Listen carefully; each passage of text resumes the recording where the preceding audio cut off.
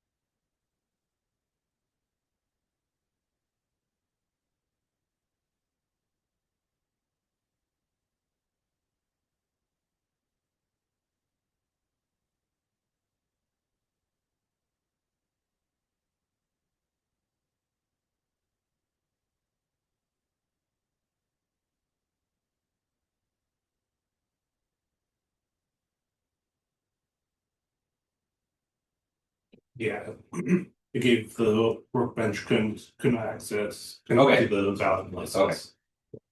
Yeah, so the way it works now is that we have to, the licenses are now connected to your guys' student accounts. And so you have to log in through the website, but there's a licensing tool on the desktop to go through. So yeah, we'll go through that together, probably halfway through once we're done with the lecture.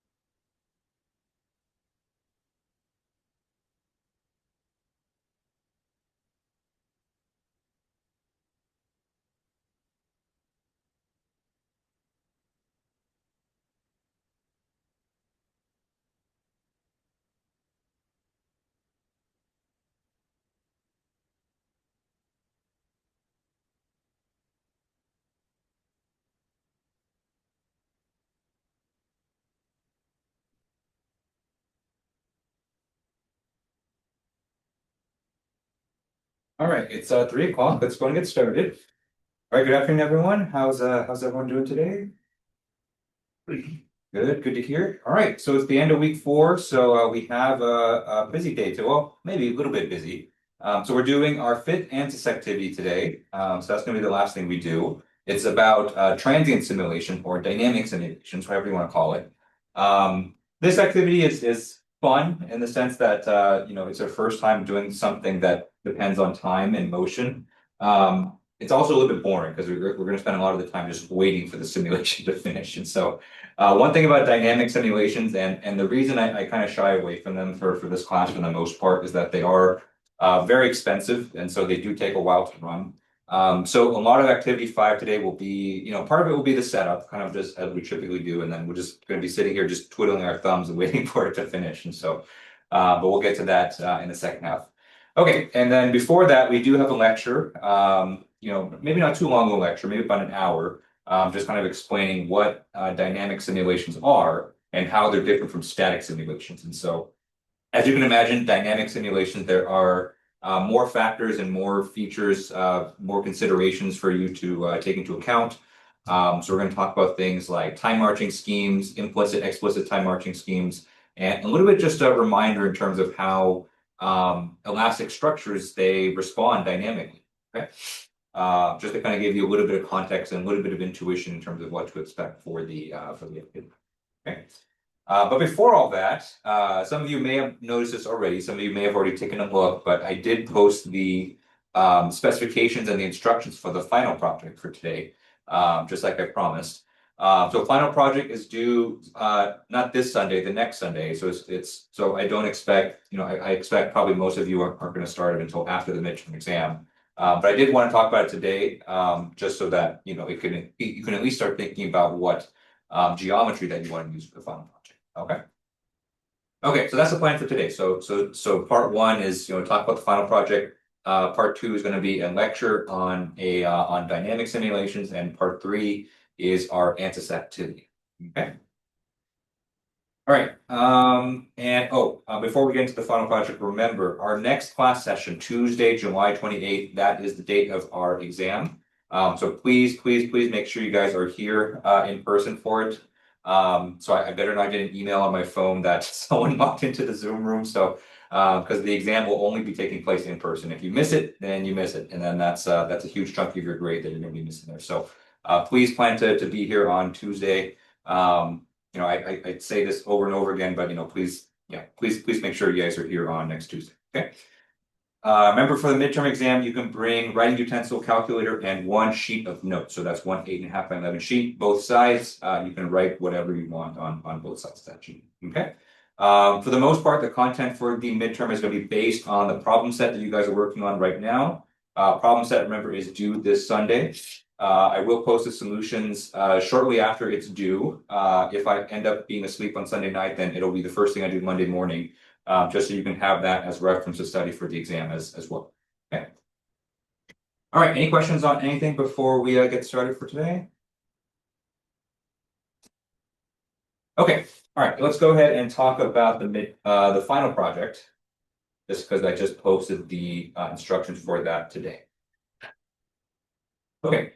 All right, so if you go to the Canvas site, there is a new assignment that's active called Final Project, right? And so just like the midterm project, I provided you with 3 documents here. And so the first one is the instructions. So that's what we're going to spend the most of our time on. Next is the rubric, and then the third is the template, okay?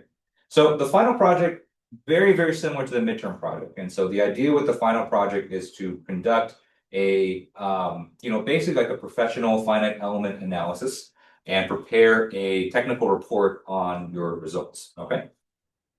The big difference with the final project compared to the midterm project is that you will be responsible for coming up with your own geometry for the final project, okay? And so, the timing for this is a little bit unfortunate, just because I know, most of you guys probably have not started your senior design project. This class normally is taught in the fall, and so usually there's you guys have CAD models for that. But if you are working on, let's say, one of the legacy projects and you have a CAD file for your senior design, you can definitely use that for your final project here. Okay. But besides that, there are a lot of options as well, okay?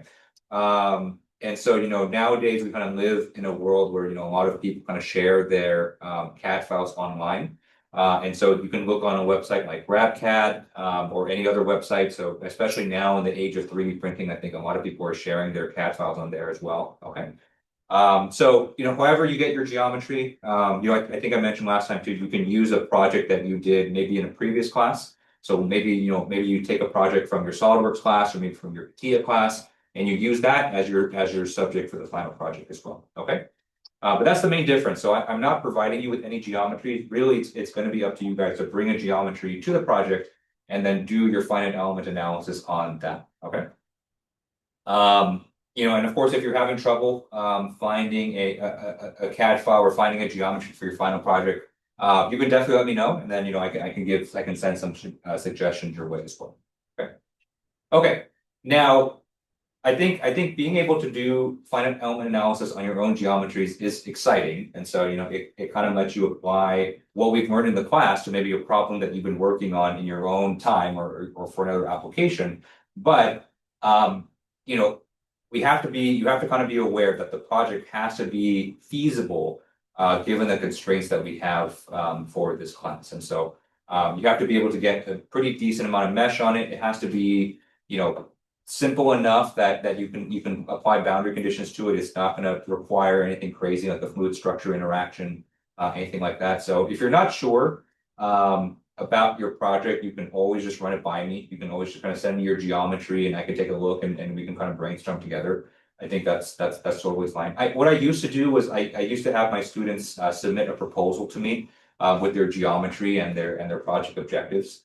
And over time I found that kind of a little bit unnecessary just because I would say 89% of the students I think are you guys do a pretty good job selecting problems. And it's really only for like the 10% of the class that kind of needs a bit of help. All right. But just make sure that your project is of appropriate scope. Okay. So it's not too complex, but it's also not too simple too, right? And so, I don't want someone's final project to just be a cube. And then you run a finite element simulation on that. That's not too exciting. Okay. So it has to be kind of somewhere in between there where it's, your geometry, what I usually tell people, it should be maybe a little bit more complex than the midterm project. Midterm project, I think this year, this session was already at a pretty good spot. So if you maybe around that level, maybe a little bit more complicated, but nothing more than that. Okay. So don't try to do an assembly of 300 parts in ANSYS. That's just not going to run. Okay. Okay, but besides that, the requirements for the project are largely the same as the midterm project. So you have to come up with an objective. You have to talk about your background and significance as part of your introduction. Okay. You have to talk about your finite element methodology. And so that's your material properties, your meshing, and your boundary conditions, just like the midterm project. Okay. One thing that's new here relates to the lecture we had yesterday about validation. And so you do have to do a hand calculation, just like we kind of discussed yesterday, to validate your finite element results. Okay. Now, like I mentioned yesterday, I don't expect this section to be, how should I say? It's going to be hard to come up with a good validation calculation for a lot of your cases, but you should still be able to validate at least a small portion of your project. Okay. And so again, this is one thing, I would definitely review the lecture from yesterday just to kind of get some ideas. But if you're having trouble with this, just let me know as well. Okay. Okay. Another thing that's different about the final project is that you are going to be required to do a mesh convergence test as well. Okay, so just make sure you're prepared to do it. Okay. All right, next you have to display your ANSYS results. And so this is the same kind of parameters as the midterm project. So I am expecting at least 3 different configurations.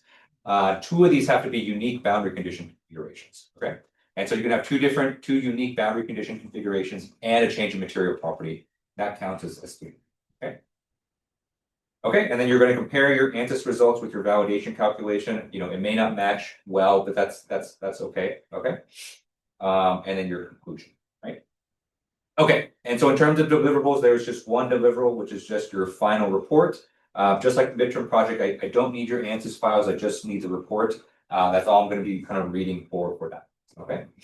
And the final report has very similar components as the as the midterm project. Okay. All right. So another part here. So if you're taking this class for graduate credit, and so if you are a grad student in this class, this applies to you. If you're taking this class as part of the blended program, this applies to you as well. You do need to do an additional aspect of your final project. Okay. And you have three different options. And basically, these three options correspond to the more advanced ANSYS activities that we've done ever since the midterm project. Okay, so option one is to use basically ANSYS activity 4. If your geometry is suitable for converting into shells and beams, I want you to do that for this final project. All right, so that's one option. Another option for your extra graduate assignment is to perform a dynamic simulation. So that is going to pertain to what we're going to talk about today. Okay. And then the third option for graduate credit is to do a modal analysis and a harmonic response analysis, which is the subject of ANSYS activity 6, which we're going to do next Wednesday. Okay. All right. And so if you're taking this for grad credit, just plan to do one of these three in addition to everything else. Okay.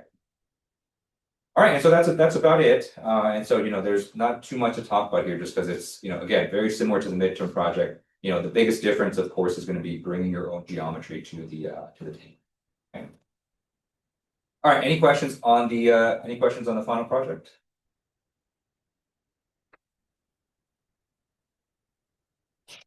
Okay. All right. And so remember, final project is due on Sunday, August 2nd. So that's the Sunday after the course concludes. So that's not this Sunday, that's the following Sunday. So it is going to come up pretty quick. So you do have a little bit less time than the midterm project, but because a lot of it is very similar to the midterm project, you're going to follow a very similar kind of methodology and very similar approach to it. Okay. Okay. All right. So that's all good. So let's go. Let me go ahead and close this. Let's go ahead and bring back the add here.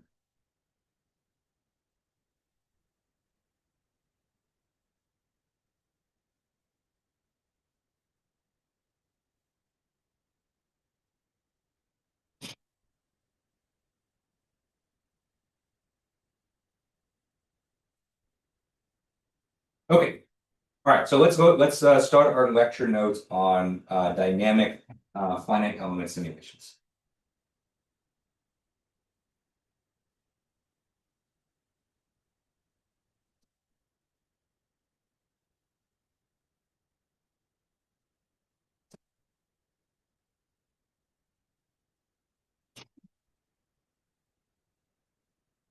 Okay.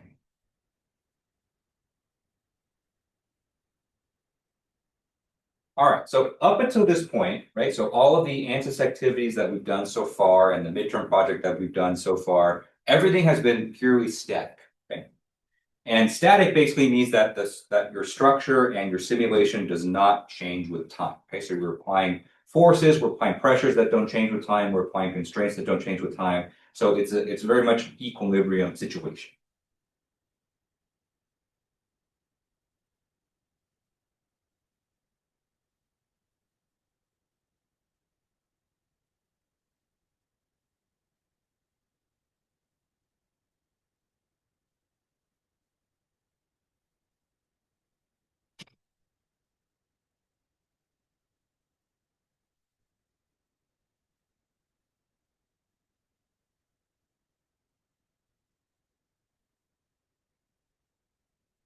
Okay.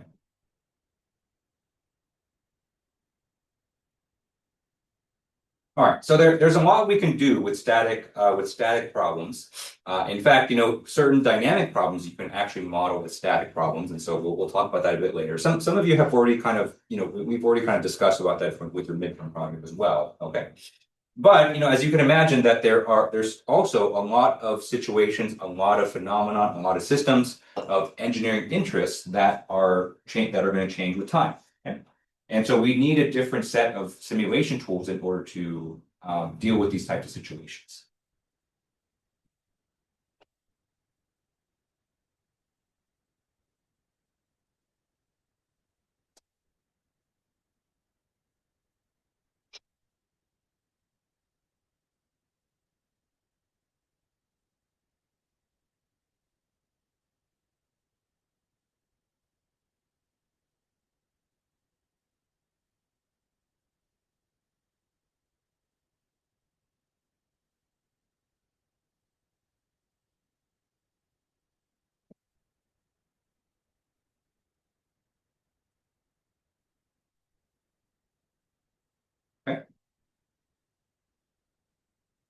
And so the examples of such situations are plenty, right? And so, from a structural point of view, maybe you're looking at just a moving part, right? So maybe you're looking at like the piston inside an engine, right? So this is a question I got a lot for those of you who did the piston rod for the midterm project, right? If you wanted to kind of simulate the dynamic load on the piston as it's moving and as it impacts and as it kind of flows back and forth, right? It was you could approximate it as a static situation, but the more correct way would be to actually put it in motion and actually have these dynamic loads. Okay. Even in other fields too, right? So in fluid mechanics, almost every fluid mechanics situation is dynamic, just because fluids are going to flow. Okay. And so right now we're at least up until this point, we don't have the tools to really deal with this, but there are ways to simulate this within FEA. It just kind of takes a different set of tools, a different set of packages and features within ANSYS to do so. Okay. Okay. So good news is that we can do this, right?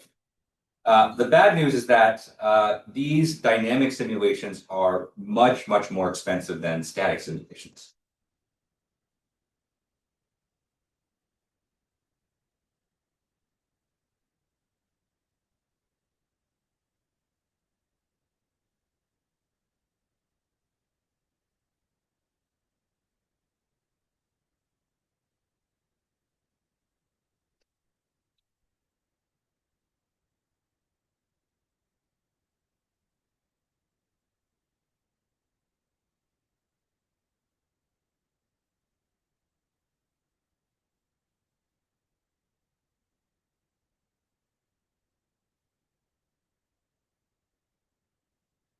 And the reason hopefully should be fairly straightforward, right? So think about the difference in cost or the difference in memory that it takes to save a static picture versus a video, right? And so it does take a lot. Usually, it takes a lot more memory, it takes a lot more processing power to save a video than a still image, right? And so a static simulation you can think of as like a still image, right? So we apply the loads and then we let the loads kind of deform our structure and the stresses form. And our results are simply just a snapshot of that situation. Okay. But for a dynamic situation, right, what's actually important is going to be how the loads and how the stresses and how the deformations actually change with time. That's the whole point of running a dynamic simulation. And so you can't just capture that with a single image. You can't just capture that with a single simulation. You have to run multiple simulations, oftentimes hundreds and thousands of simulations in order to to achieve what you need to. Okay. And so when I say dynamic simulations are much more expensive, I mean they are much more expensive. Okay.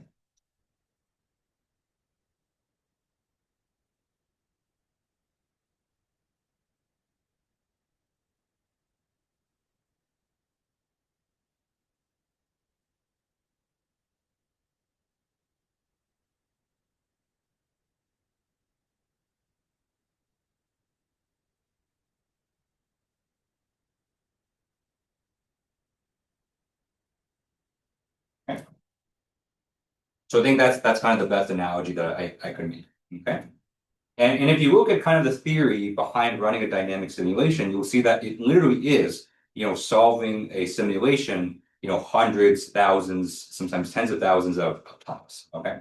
Whereas for a static simulation, we only do it once, right? So for a static simulation, we basically, if you think back to our direct stiffness theory, we form our global stiffness matrix, we apply the boundary conditions, we solve it, we get our solution. Okay. A dynamic simulation is doing that exact same process, but hundreds of thousands of times. Okay.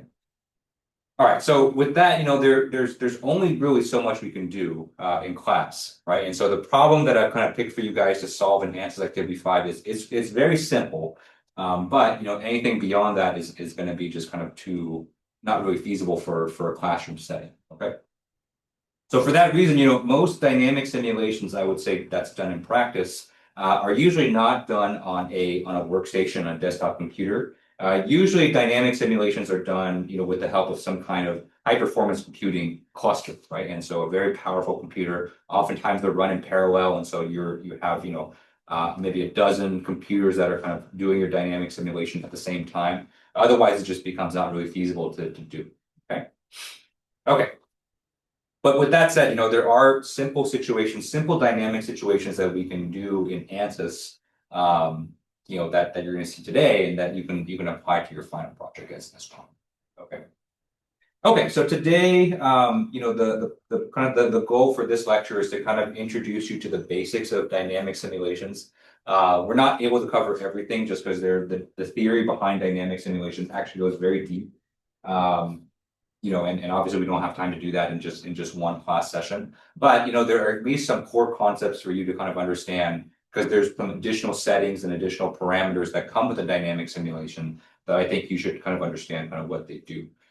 Just so that if you are going to run this, you should at least have an idea of what to set and how they're different from static simulations. Okay. Okay. So that is the idea for today. Any questions on this so far?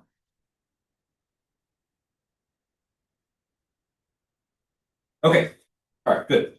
All right. So, but before we get there, let's take a minute to just kind of build up some intuition in terms of how dynamic systems respond. All right. So we're gonna do what's called the lumped mass models.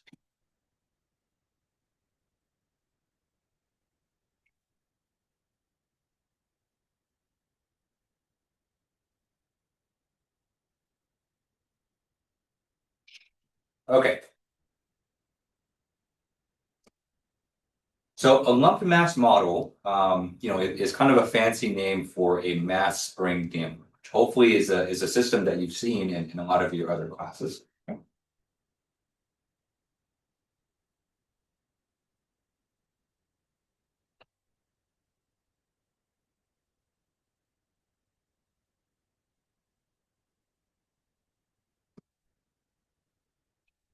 Okay.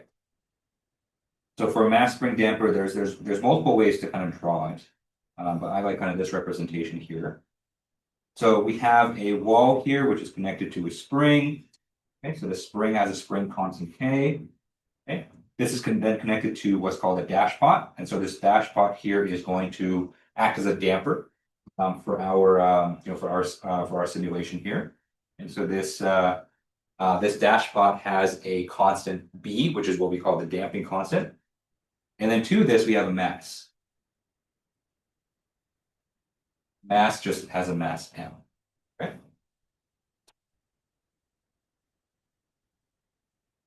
Okay. And so what we can do in this situation is we can apply a force, right? So just like we did kind of in direct stiffness. So we basically apply a force, we displace this entire system, and then we can let it go. And then as we let it go, then the system is going to go in motion based on the physics and mechanics of all the components involved. Okay. Okay. So the reason I'm bringing up the mass spring damper here is that, the mass spring damper showcases, a lot of really fundamental characteristics of just general dynamic response.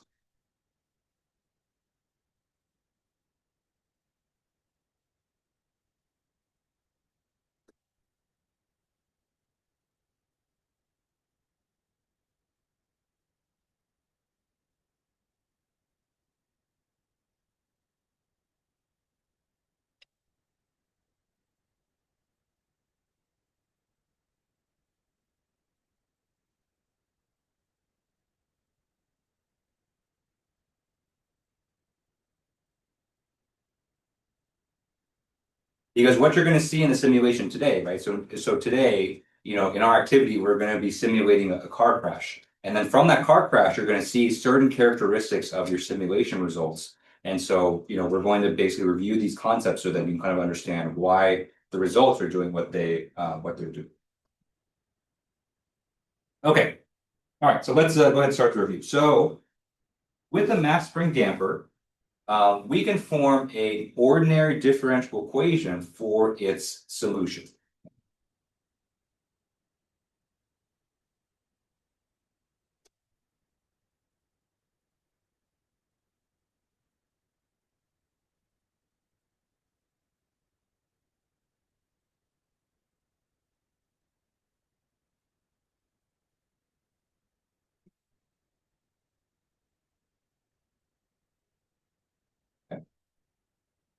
All right, so the ODE is basically we have mass multiplied by the second derivative of the displacement of the mass. Okay, so that's d squared x dt squared plus b dx dt plus kx is equal to f. Okay. So the way we obtain that differential equation is we simply just do a sum of the forces on this object, and we just make the relationship between acceleration, velocity, and position here. Okay. You can see here that the term on the left there, that's mass times acceleration. Okay, so that's F is equal to ma. Second term is probably the term you probably don't see that often, which is the damping force. And so what we're seeing is that the damping force is proportional to the velocity. Okay, so essentially we have like an air resistance there. Okay. We know that the air resistance force that's applied onto an object is proportional to its velocity. Okay. The third term, the kx, that is our Hooke's law. That's our restoring force for the spring, which says that it's proportional to how much it's been displaced, and all this is equal to the input force F. Okay. Okay. So if you were to solve this solution here, okay. Right, and so we're not actually going to solve it here. That's subject for 308 or 250B. But if you were to solve for a solution, and you assume that the system is underdamped, and so basically you assume that the damping is not that high, you obtain what's called kind of the characteristic underdamped dynamic response.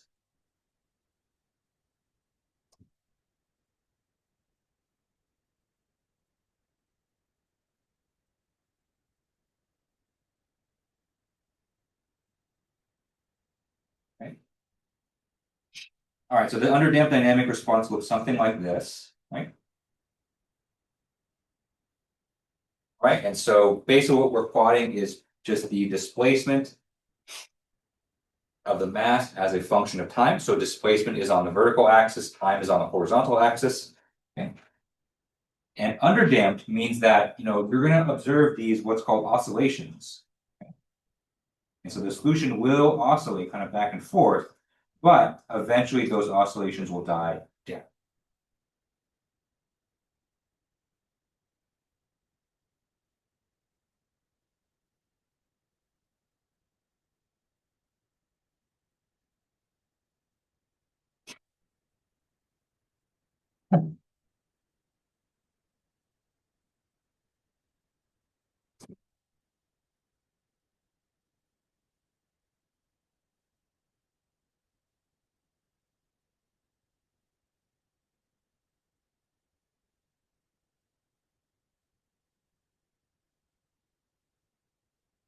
All right.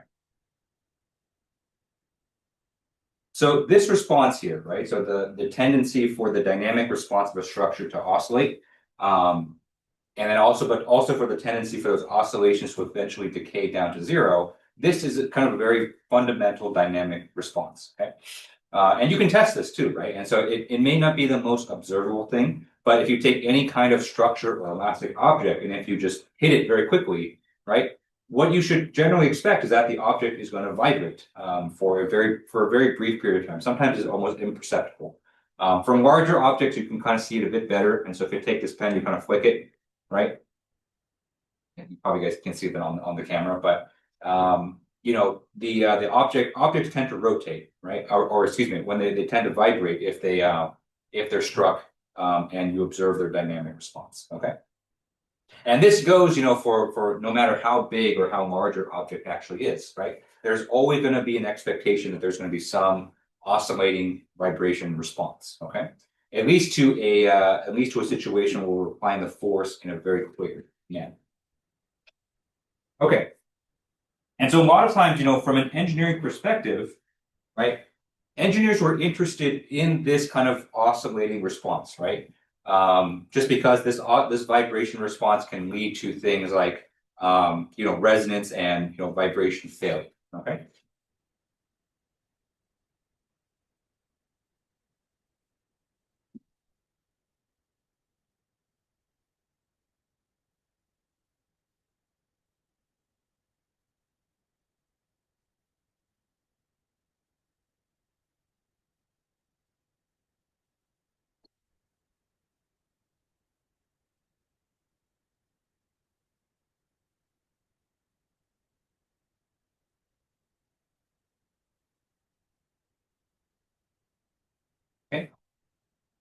So let's say you design a building, you design a car, you design an airplane, right? Knowing how your structure is going to kind of oscillate and vibrate in response to dynamic loading is a very key part of the design process. Okay.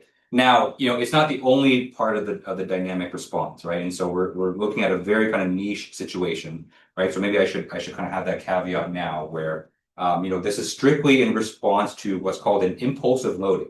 And so loading where you kind of apply the load very quickly and you observe the response. Okay. There are other kind of aspects of dynamic response, but those get kind of more complicated than what we can do in this class. Okay. Okay.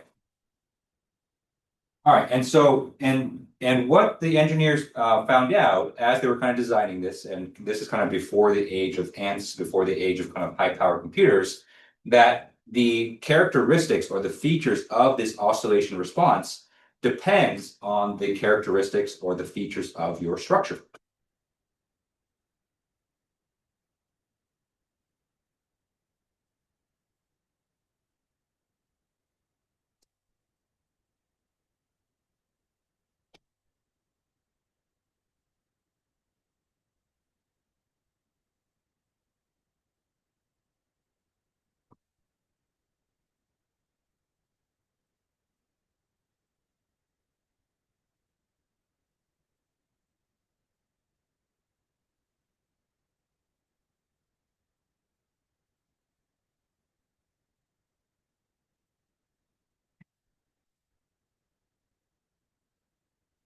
In fact, what engineers found is that, there were very specific parameters.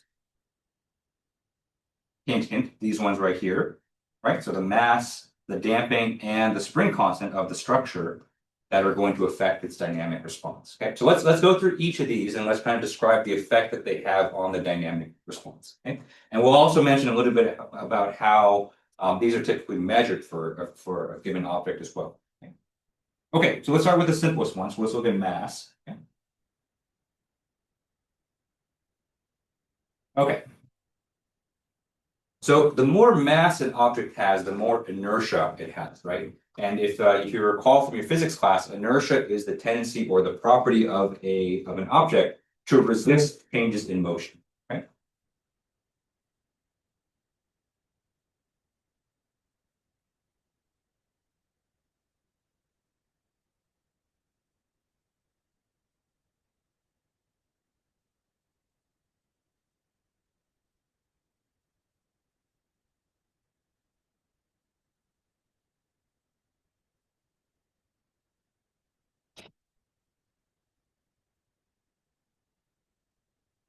Okay.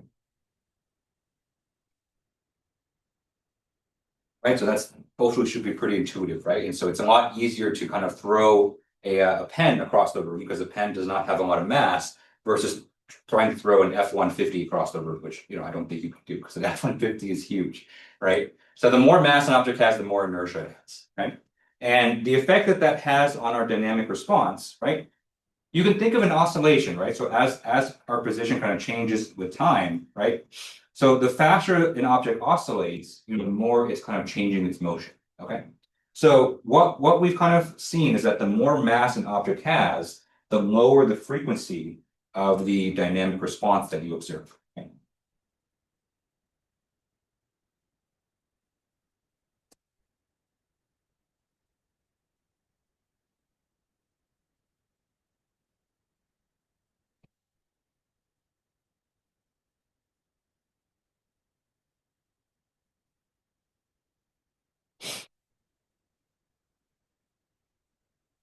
Okay.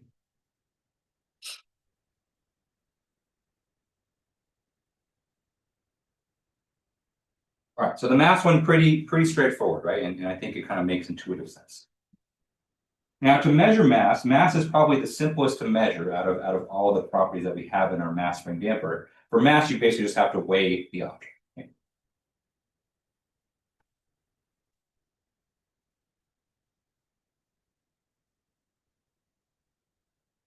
Okay. All right, so I won't say anything more than that, just because I think we can all weigh an object. Okay. All right, next one that we have here is the spring constant.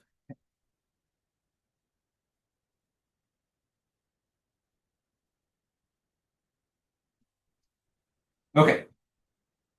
So the spring constant is an interesting one. It's a little bit, it may seem a little bit strange to talk about spring constant for structures that are not a spring, right? So, generally we think of springs when we think of spring constants.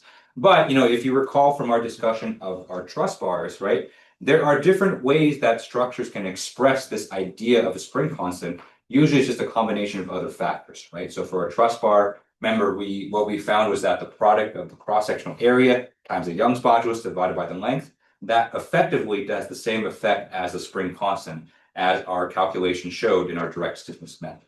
Okay. So for a more complex structure, for a general structure, the spring constant you can think of as a kind of the net effect of the stiffness of the material and the geometrical shape of the object itself.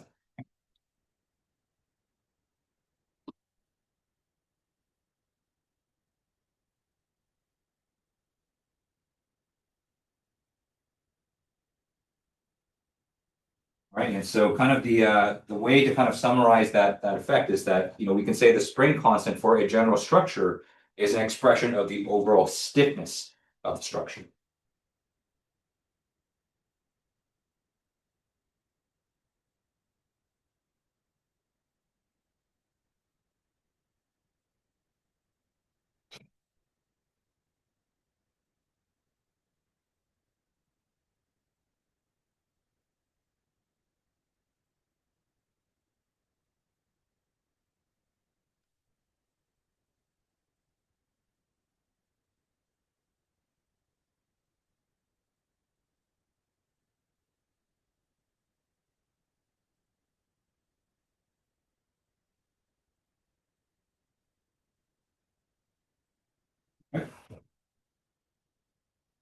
So just like we saw for trusses, right? The overall stiffness of the truss bar is a combination of the stiffness of the material. So just kind of put it simply like the Young's modulus, but there are other aspects of the material that also affect the stiffness as well as the geometric properties. So the overall size and shape and length of our okay.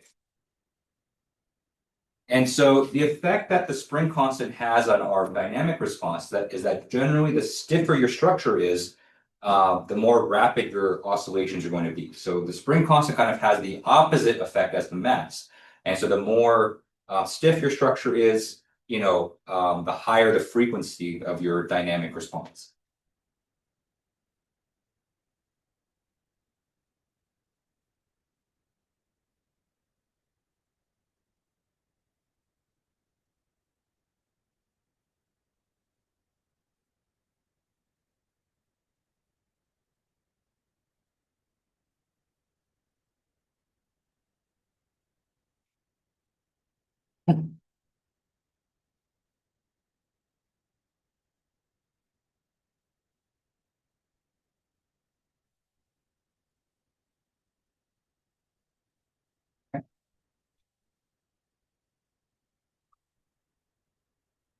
Right, so mass, spring constant, kind of opposite. You can almost think about opposite effects, right? It is oversimplifying it a little bit.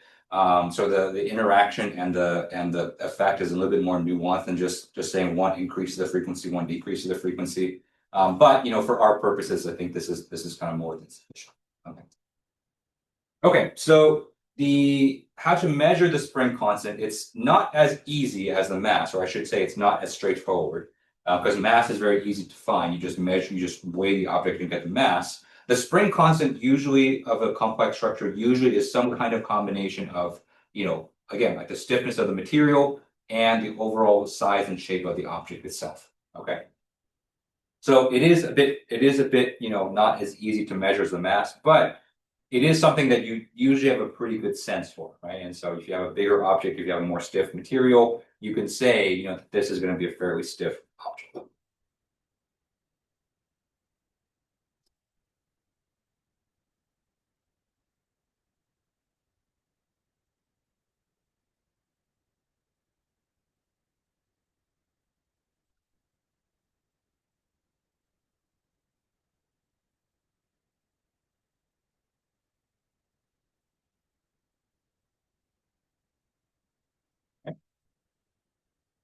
Right, because usually, you know what material your structure is made out of, and that at least will give you a hint in terms of what the overall stiffness of your structure is going to be. Okay. Okay. So mass reduces frequency, spring constant increases frequency, the higher those things are. Okay. Last, we have the damping.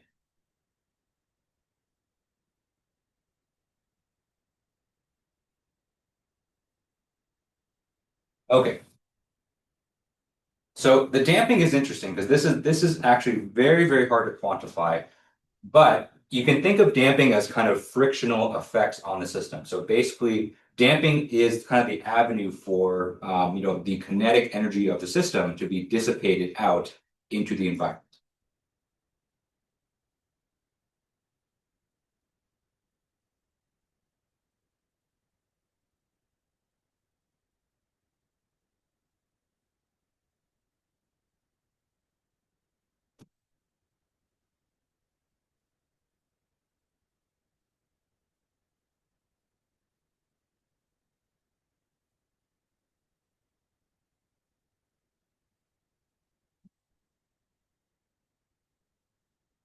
So frictional effects are probably, the leading candidate in terms of damping, right? And so there's going to be friction that's associated with your structure itself as it's in motion, right? So as your object is in motion, or maybe as it's deforming, there's going to be some friction as maybe material kind of deforms and slides past each other. Maybe friction from different parts just kind of sliding past each other. So all of that is going to add add energy dissipation. Okay. So the net effect of the damping affects how quickly our oscillations kind of decay down to zero.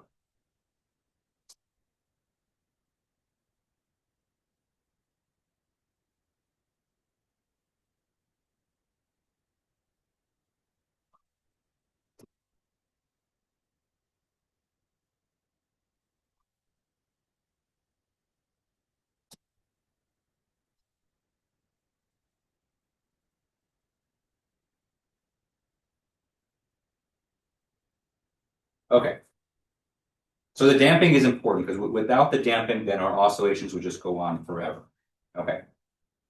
So how do we measure the damping? Well, that's unfortunately the hardest part. There's not a good way to kind of measure it, and it's not something where it's a property of the material either, where we can kind of just look up a number. So damping, very hard to quantify. Usually, if you don't have a dynamic, if you don't have a computational tool, usually you're doing this based on kind of observations or empirical measurements or past work.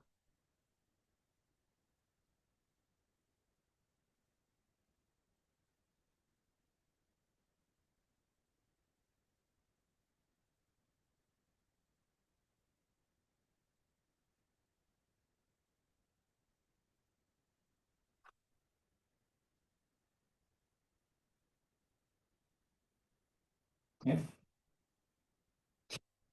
But it is always there, right? So the damping is always it's very hard to find a system that is totally devoid of friction or ways for it to dissipate. Okay.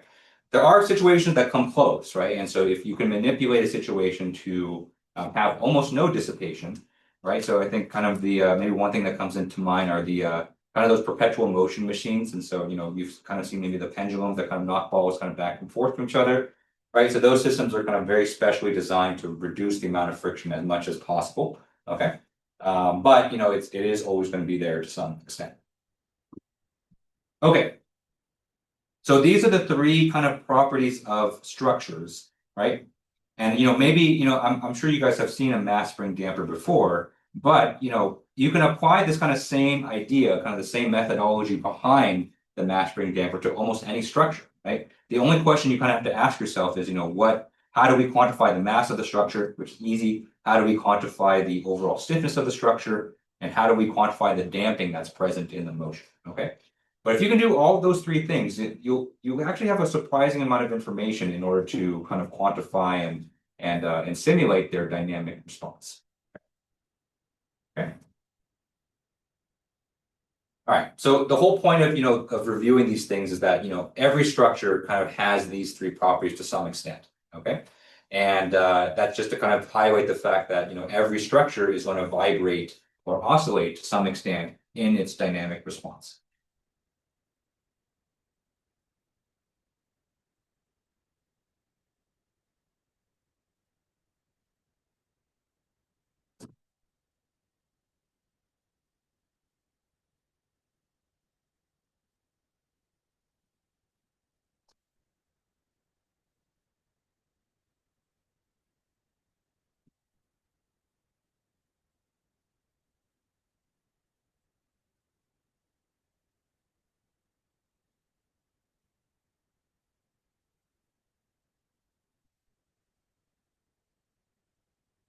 So just having this understanding that, a dynamic response usually is going to have some oscillations of vibrations, and how those oscillations are affected based on the properties of your structure. That's a good kind of starting point for our activity for today. All right, any questions on this so far?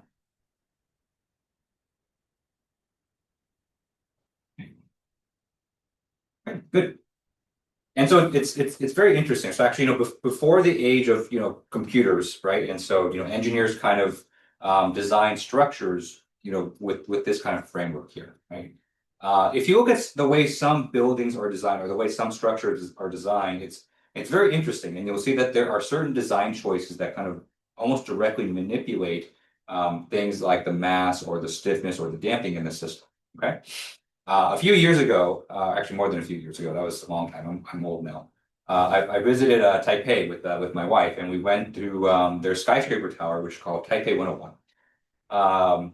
So the view is great. My wife really enjoyed kind of looking out and seeing kind of the entirety of Taiwan from the top of that tower. What I was interested in was the middle of the tower. And so if you look down the middle of the tower, so you go all the way up to the top floor, there's kind of a big, huge empty cavity in the middle of the tower. And if you look down at the bottom, there's a huge, they call it counterweight. And so it's basically just this huge ball that's just its entire purpose is just to add mass to the building. Okay. Because one of the challenges that you have, when designing such a tall structure like that, is that it is very sensitive to its dynamic response. Okay. Especially in a country like Taiwan, where they get a lot of earthquakes. And so you want to make sure that your tall structure that you poured hundreds of millions of dollars into is not going to fall down at the mere suggestion of an earthquake. Right? And so that counterweight, that huge mass that's in there, is really its main purpose is to manipulate. Maybe manipulate is not the right word, but it's to basically adjust the mass, the overall mass of the system, to give it better dynamic response characteristics and not be so sensitive to earthquakes. Okay, and it's designed in a way so that if there is an earthquake, then the mass kind of takes up most of that kinetic energy from the earthquake. And it's also designed to kind of dampen it out in kind of a very safe way, rather than the structural beams of the building kind of taking it. So if you ever get a chance to visit a city like that has a tall skyscraper, definitely look for that. I'm sure other structures have that. It's just Taipei 101 just makes it so they make it part of the attraction, right? And so that you go to the top and you'll see signs around there that kind of explains the purpose of the counterweight. It's really cool. My wife wasn't so interested, but as an engineer, I was super interested in that. Okay, all right. So that's kind of the background or kind of the intuition behind the dynamic response. So definitely look out for that in the activity. Let's get back to kind of the numerical implementation. So let's talk a bit more about how do we actually simulate these things in a finite element context.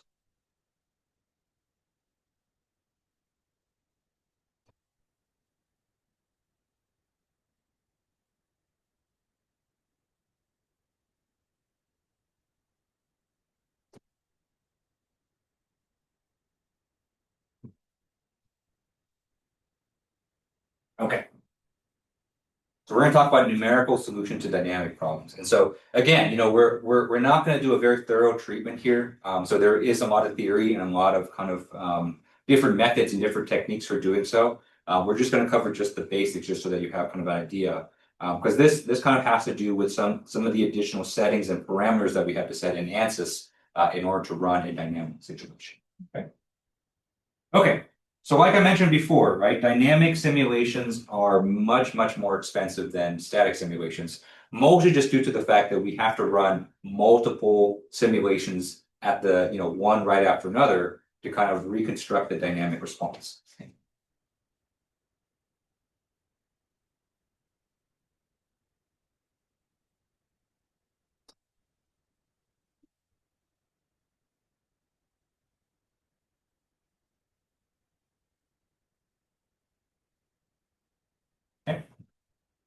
So earlier, we kind of drew the analogy that we said a dynamic simulation is essentially the same as like a movie, right?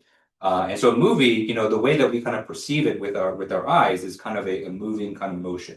But if you kind of really break it down for a movie, right? A movie is just a bunch of still images that are just kind of played one right after the other in very quick succession. Okay. So a dynamic simulation is kind of the same thing where, again, we're kind of recreating this animation. But each kind of frame in that animation you can think of as a separate simulation.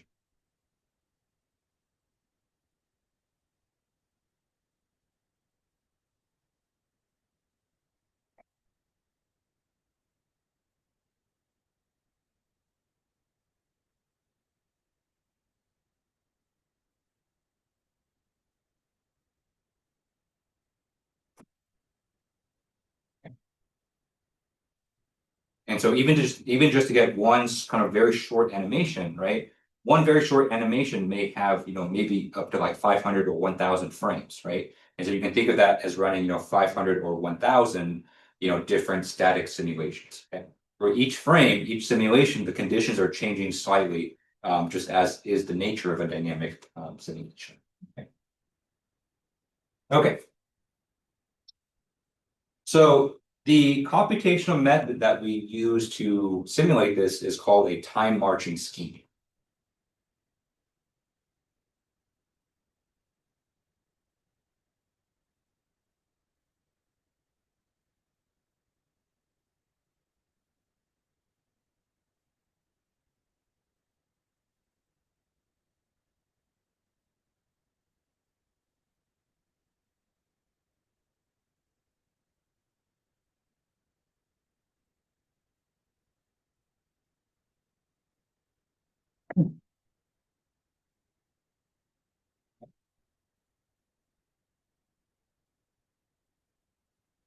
And there's not just one time marching scheme. In fact, time marching scheme is just the term, is a term for a family of different types of methods to solve different types of dynamic problems. Okay.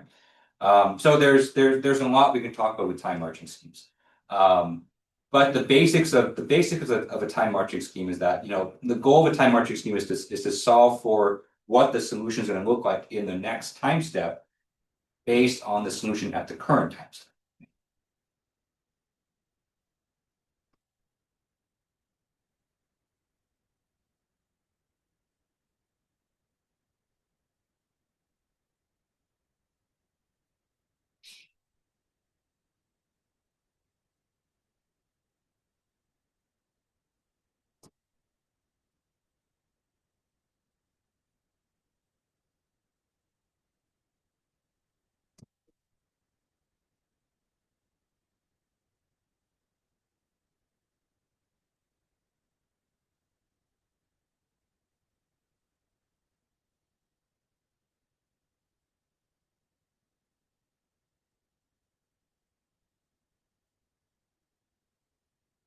Okay.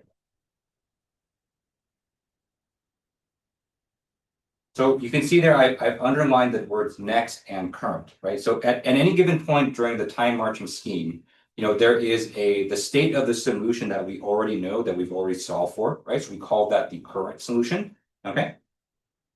And then based on the current solution, we're going to use that to solve for the solution at the next time frame, okay? Because in between the current time step and the next time step, the conditions are usually changing slightly, right? And so the forces are being more dynamic and the conditions are changing. Okay. Okay, so mathematically it looks something like this. So this is a very general kind of kind of representation here. Okay. What we say is that U, right? So where U here represents the solution, right? Specifically U at n+1, where n+1 represents the solution at the next time step.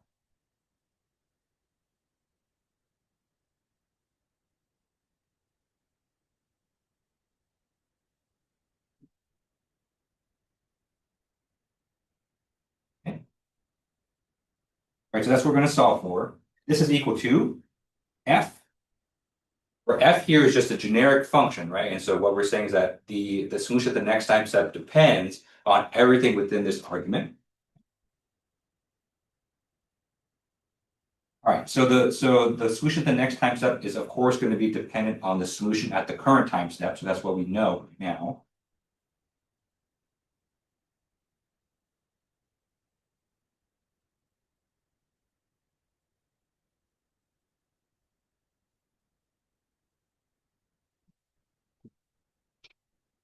Okay. Which makes sense physically, right? So what happens in the next second depends on where you are now, right? You can't just phase shift from here to across the room, right? The only way you can get from one end of the room to the next, is to actually walk it, right? And so your position at this second and the next second are highly dependent on each other. You can't just kind of teleport, right? Okay, and then also this solution at the next time step also depends on other properties in the system, right? And so things like the mass, things like this damping constant, things like the spring constant, okay? And usually more.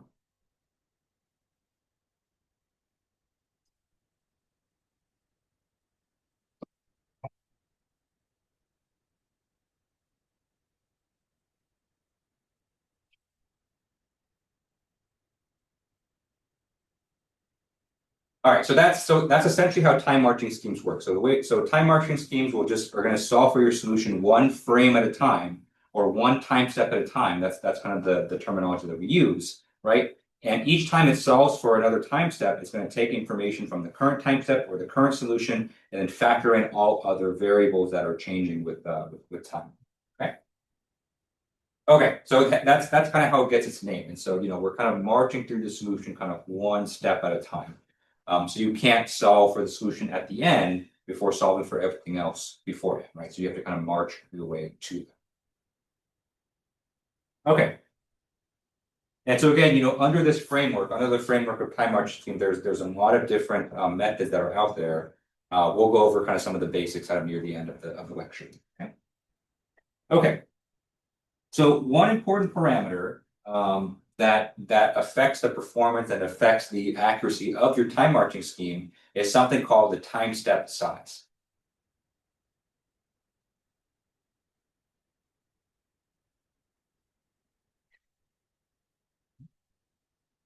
You can think of the time step size as almost like your mesh, but in the time domain. Okay. So because we're solving for a solution at discrete time points, we have to define, or one thing we have to kind of specify is the amount of time that takes place in between the different time marching solutions.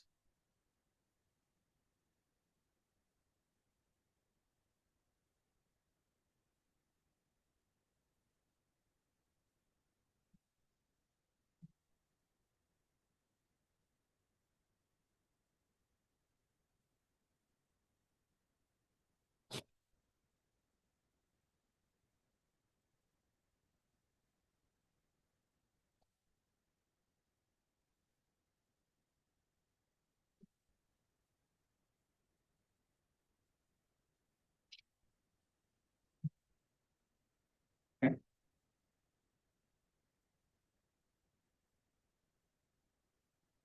All right, so to kind of illustrate this, we can kind of illustrate our time marching scheme as kind of a timeline here, right? Where each dot on the timeline is a solution that we're going to solve for in our time marching scheme.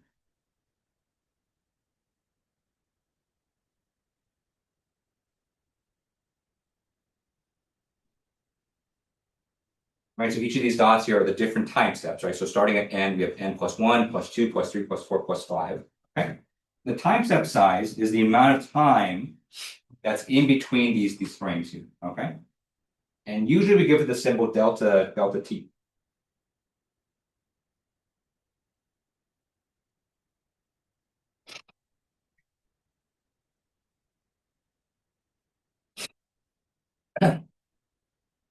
All right, so just like the mesh, right? So, if you think about the way we do our mesh, we have control over, how fine we want the mesh is, right? So we set the mesh size. Time step size is also something that usually you have control over. And generally, the smaller that you set your time step size, the more accurate your time marching scheme is going to be.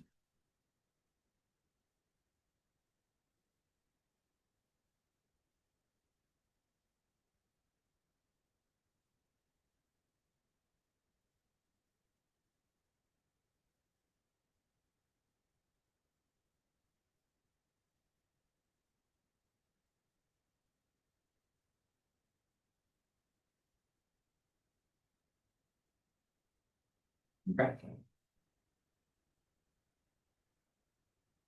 But we also have the same downsides as a small mesh size, right? So we know that um, if we make our mesh size smaller, then it makes our simulation more expensive. Same thing for the time step size as well. Okay, so smaller time step size, it does make your time marching more accurate. It does make it more stable.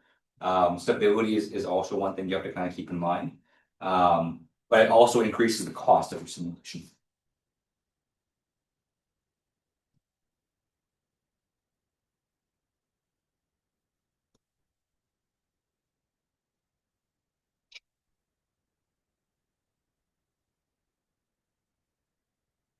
So just kind of keep that in mind. Okay.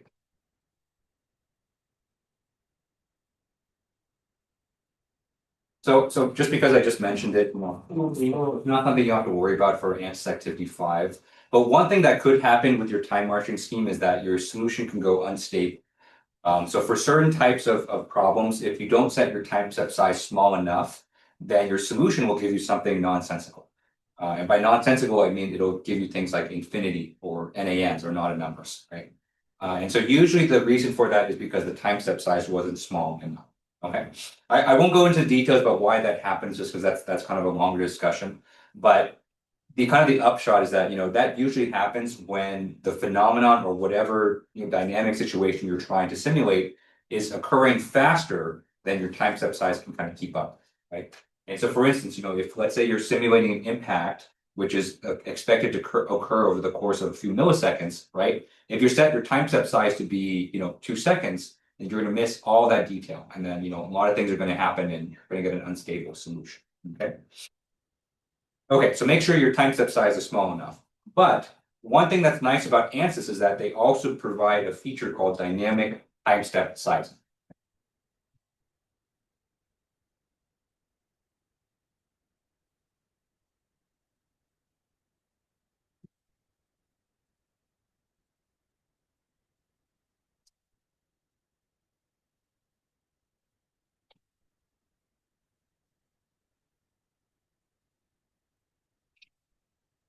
Kind of a poor choice. Maybe there's a better word for it.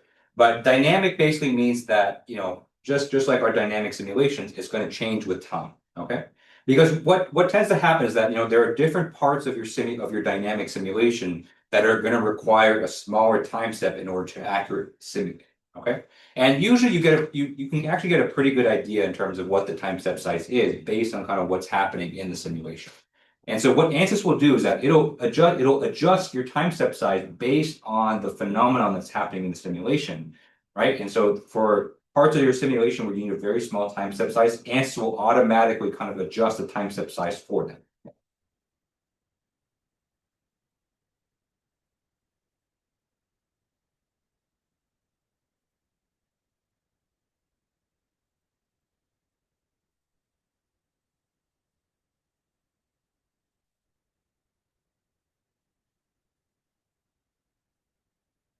Okay. So this is actually very nice, and the fact that it's something you kind of don't have to worry about, because it's for another software, choosing the time step size, I would say is one of the more opaque parts of the of running a dynamic simulation. And so the fact that ANSYS does it for you is actually quite nice. Okay, but what you do have to specify. What you do have to specify in ANSYS is that you have to specify the start time, so when your simulation is going to start in terms of time, and the end time.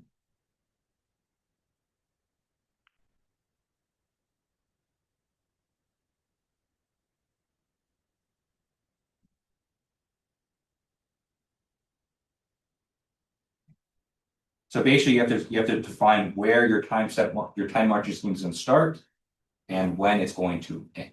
Okay. And that's based purely on the phenomena that you're trying to simulate.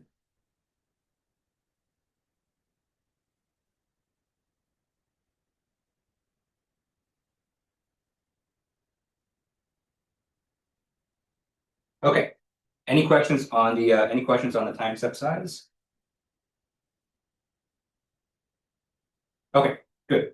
All right, so the last thing I want to cover, so I actually have something on explicit versus implicit, but that's not really relevant for what we're going to do today. So the last thing I want to talk about before we go to break is the idea of an initial condition.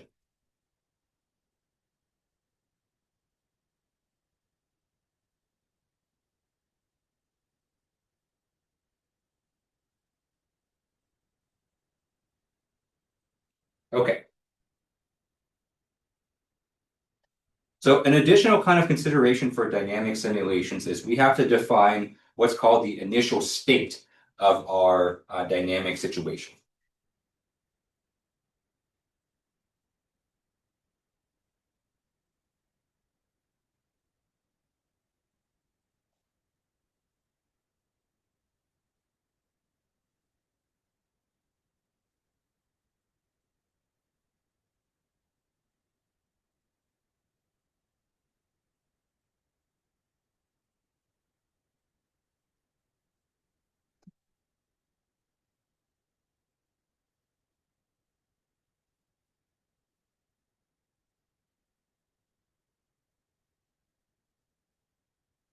Okay.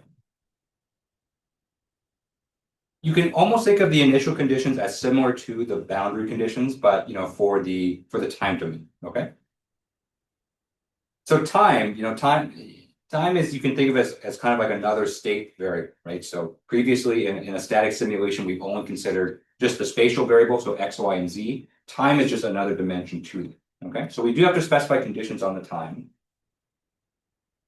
And so by state variables, or the solution variables, what I mean are things like the position, the deformation, the velocity, the acceleration, right? All of these things have to kind of be defined at the start of the simulation.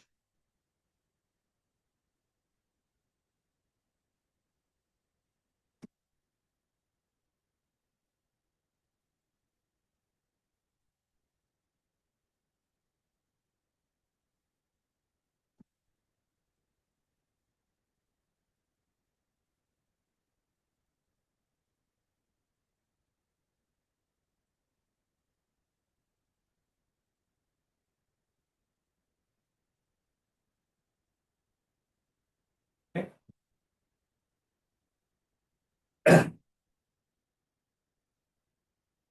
All right. And the reason for this, has to do with how our time marching works, right? And so if you go back to our definition for the time marching, right? In order for the time marching to proceed, there has to be a state of the solution where we actually know everything, right? And so if we go back to the definition of time marching, right? And so in order to solve for the solution at the next time step, we have to have basically a known state of the solution to kind of start from, okay? Now, when you're in the middle of the simulation, that makes sense, right? So the current time step is just the previous one that you solved for. But when you're first starting out, right, you don't really have a reference point. You don't really have a solution to kind of start from unless you apply the initial conditions. So that's kind of the purpose of the initial conditions, that they provide a starting point from which we can launch our time marching scheme.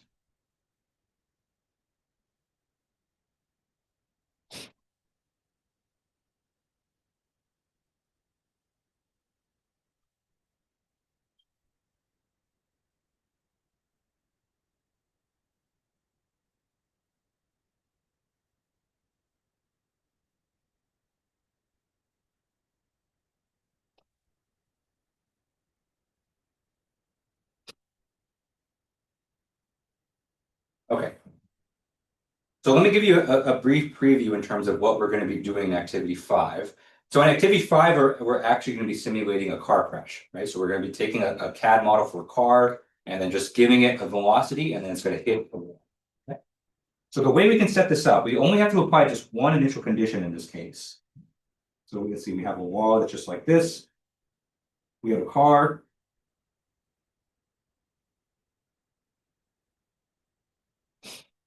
Right? And so to simulate the car crash, we basically need to provide the car with an initial velocity going towards the wall. Okay, so our initial condition in this case is just to provide an initial velocity to the car bottom. Okay?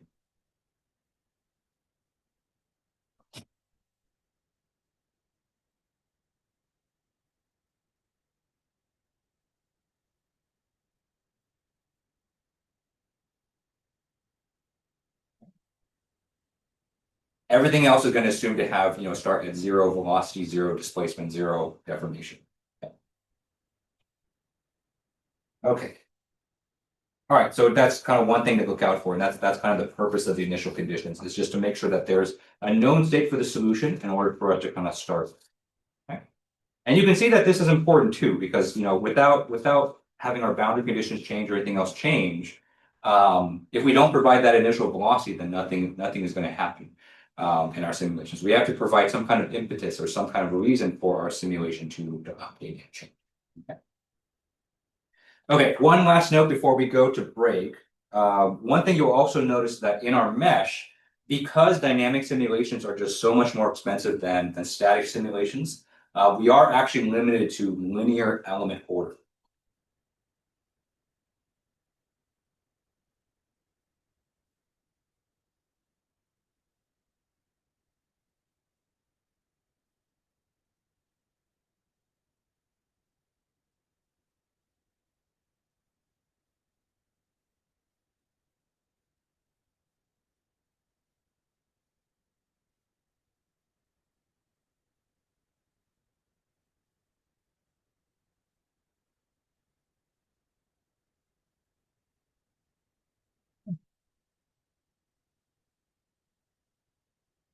All right, so just kind of keep that in mind. So if you try to measure with the quadratic element, it's actually going to give you an error, and you're going to say it's going to say that it's not possible. But don't panic, it's okay.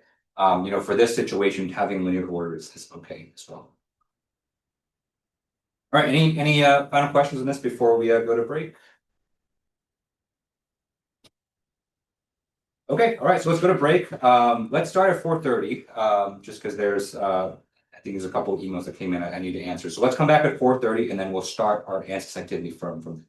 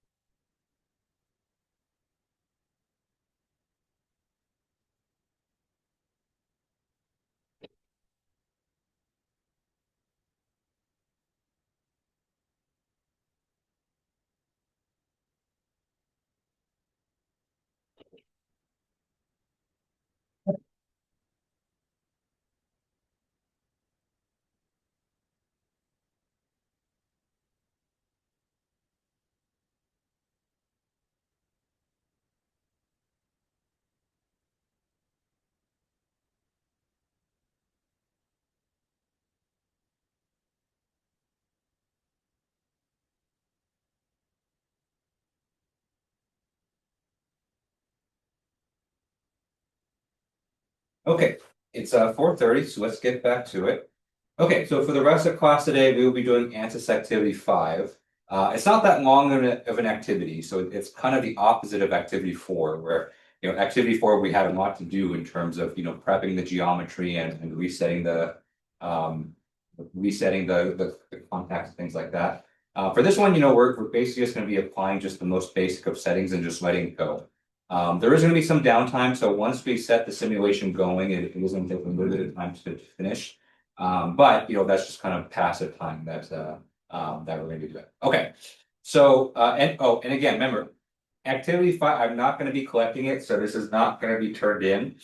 This is really just kind of for your guys' own information. But if you are taking this class for grad credit, this may be something you want to consider for your project. Okay, so the subject for this activity here is we're going to be simulating a car crash. So we have a CAD model here that has both this kind of car frame as well as the wall, right? And then all we're going to do is we're going to be applying an initial velocity to the car headed towards the wall. The car is going to hit the wall and then it's going to deform, and we're going to observe kind of the response. Okay. Okay, so to do this, we are going to be using a new module called the explicit dynamics module. Okay. And then we're going to be working our way through that. Okay. Okay, so one thing that happened yesterday, so you guys probably got this email probably sometime this morning. So our license server for ANSYS actually technically expired end of last week. But the new license that ANSYS gave the campus was actually a web license. So you probably got an email that with that information. It does look like anyone in the class here is going to be using the web license, because everyone here is using their own personal laptops, and obviously everyone at home is using theirs as well. And so I'm going to skip that for today. But if you do plan on coming to class next week to work on either this activity or activity 6 or work on your final project, then there is a little bit of setup in order to get that web license working. But we'll cover that next week. Okay, so just kind of let me know, and I'll kind of show you how to work this license. Okay, so since we're all going to be working on our own computers here, let's go ahead and work on our workbench. The good news is that we're not going to need discovery or space claim or anything like that. So hopefully we're just working in mechanical, so there should be no issues with version mismatch here. Okay, and then while we're opening up mechanical, go ahead and download the CAD file for this project here. So I have 2 versions here, just because in the past, some people had issues with the IGS version. So I have an IGS version of the CAD file and a stepped version of the CAD file. They're both exactly the same. It's just that for some reason in the past, sometimes people had issues with one over the other. Okay, but usually the IGS file is pretty fun. Okay, so that's the one I just downloaded. Okay. Okay, so while Workbench is starting up, let's go ahead and talk about the steps that we are going to do. Okay, so first step is we need to basically set up our explicit dynamics module. Okay, so normally at this point we choose static structural, but we're not doing that just because we're not doing a static simulation. We're going to be doing explicit dynamics. Okay. Okay, I think Workbench has started up.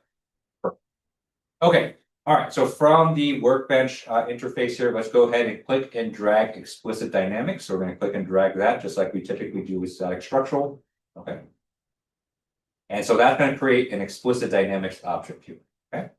And just like we did before, or just like we've done in our previous activities, let's go ahead and import our geometry. So again, right click on geometry, import, browse, go ahead and search for the car crash model. Okay. So it looks like the IGS one loaded just fine, but if you're having issues with the IGS, just use the step file. One of those should work. Okay. Okay. All right. So luckily the geometry preparation here is pretty simple. We're not going to change this into shells or beams. Okay.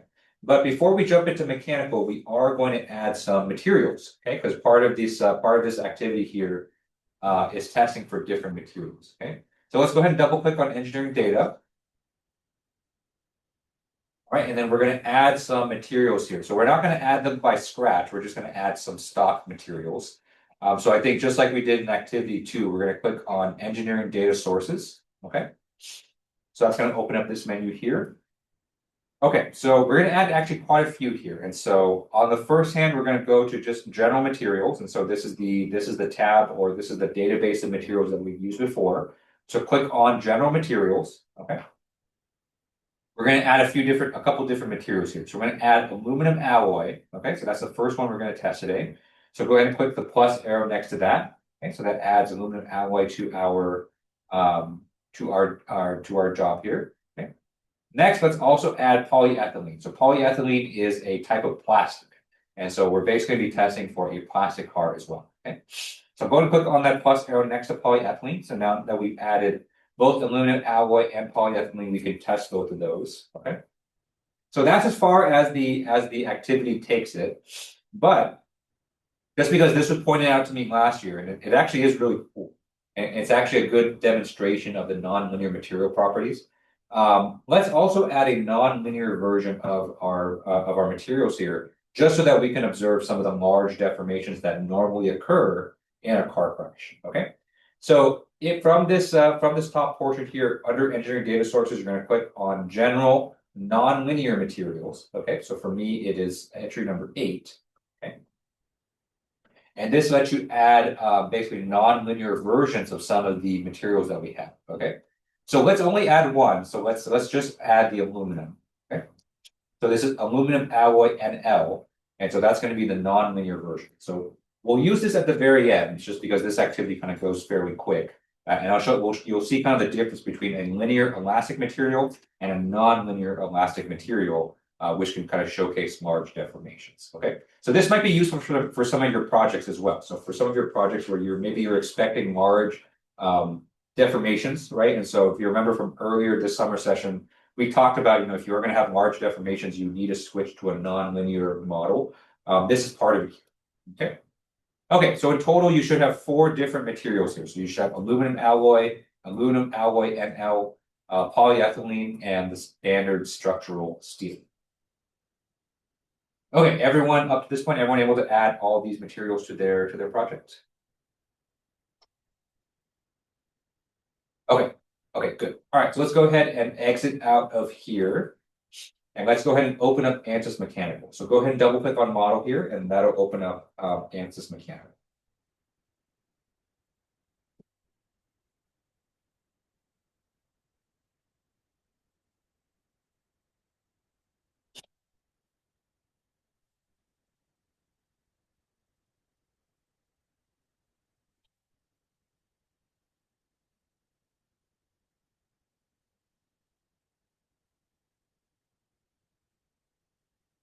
Or it always takes a few minutes to do so.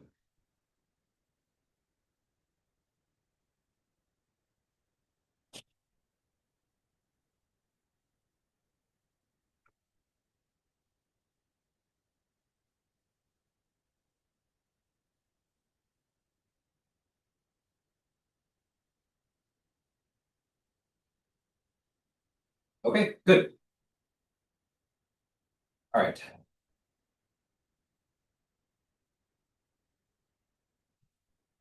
Oh, looks like explicit dynamics might be deprecated soon, but we should still be able to use it here. Okay, all right, so here is our geometry. So you can see here that we have a wall and we have the car. And so the car here is admittedly a very simplified version of the car, but it should work for our purposes just fine. Okay. Okay, so first thing we're going to do is we need to assign the material properties. Okay, so we have 2 parts here. So we have the car and the wall. So for the wall, we don't really care what's happening with the wall. The wall is just really there just to provide something to impact. So for the wall, we're just going to leave it as steel. It's not really going to move anyway. But for the car, we do need to update this in order to set this correctly. Okay. Okay. So to start, let's go ahead and use the standard aluminum alloy material. So this is aluminum alloy using a linear material model. Okay. Just as we'll be able to observe kind of the dynamic response, the mass spring damper that we kind of talked about before. All right, so we'll go ahead and select material aluminum alloy for the material for the car, and then once you kind of go back and do the activity again, you're going to change this problem. Okay, next thing we're going to do here is we need to delete the contact. Okay, So since this car, you can see here, it's basically already contacting the wall, so we don't really have to wait. And so we basically constructed this CAD file so that it's basically right there. So as soon as we start the simulation, we have impact, okay? But we need this car to be able to separate from the wall in order to have a proper dynamic response. So right now, these two parts are bonded together just because of their proximity, okay? Okay, so let's go ahead and delete this contact here just so that we can make sure that the car can effectively kind of bounce off the wall if it needs to, okay? So you should have no contact regions in your model here, okay? So this part should be completely independent of that, okay? Okay, good. All right, so that's the initial setup. So that's just the materials and the, the materials and the contacts. Let's go ahead and mesh now, okay? So like I mentioned, just maybe about half an hour ago, it's going to be impossible for us to have a quadratic element order here just because of the cost of the dynamic simulation. That's okay. And so we are going to basically assume that our mesh is going to be our mesh elements are going to be linear, but we do need to specify a size, okay? And since we have two separate parts here, we can specify a different size for the wall and a different size for the car, okay? So let's go ahead and insert two sizing objects. Okay, so let's choose the wall for one of them. Okay, and if you need to, you may have to change it to body selection mode so that you can select the entire wall. And let's make another sizing object for the car. Okay. Okay. All right. So most of the action, or basically all of the action, in terms of the simulation results, are going to be occurring on the car. So we want to make sure that we have a good mesh resolution on the car. The wall, it doesn't really matter that much. The wall is just there just to provide a place for us to impact. And so the wall, we generally want to have a very coarse mesh. And so let's change the element size for the wall to about 1 inch. Okay. And then for the car, you can see that the default mesh size here is 0.55 inches. Let's change this to 0.25 inches. Okay, and let's see what that gets us in terms of mesh. Okay, so I'm gonna go ahead and generate the mesh. Shouldn't take us too long. We don't want too fine of a mesh here just because otherwise it's going to be very hard to run the simulation. Okay, all right, so this mesh is pretty good. So this mesh is probably good enough for our purposes here. Okay. We can maybe go a little bit more fine on the car. You can see we have a few kind of jagged edges on the edge there. So maybe we'll go maybe 0.2 for the mesh for the car. You see how many elements that we have in that. So we had 17,000 elements. Again, I don't really want to push it any much more than that. But let's see what happens when we set the mesh size to 0.2. Okay, so with the mesh size 0.2, we end up with 28,500 elements. And so I don't want to go beyond that. Otherwise, the cost is going to get out of control for this simulation. Okay. Okay, but that's all we have to do for the mesh. If you want, you could try to force hexahedrons on this car here. You should be able to do that. So we can basically add a method object here for this car, and we can set the method here to mesh to hex dominant. That might help us out a little bit. So let's go ahead and see here.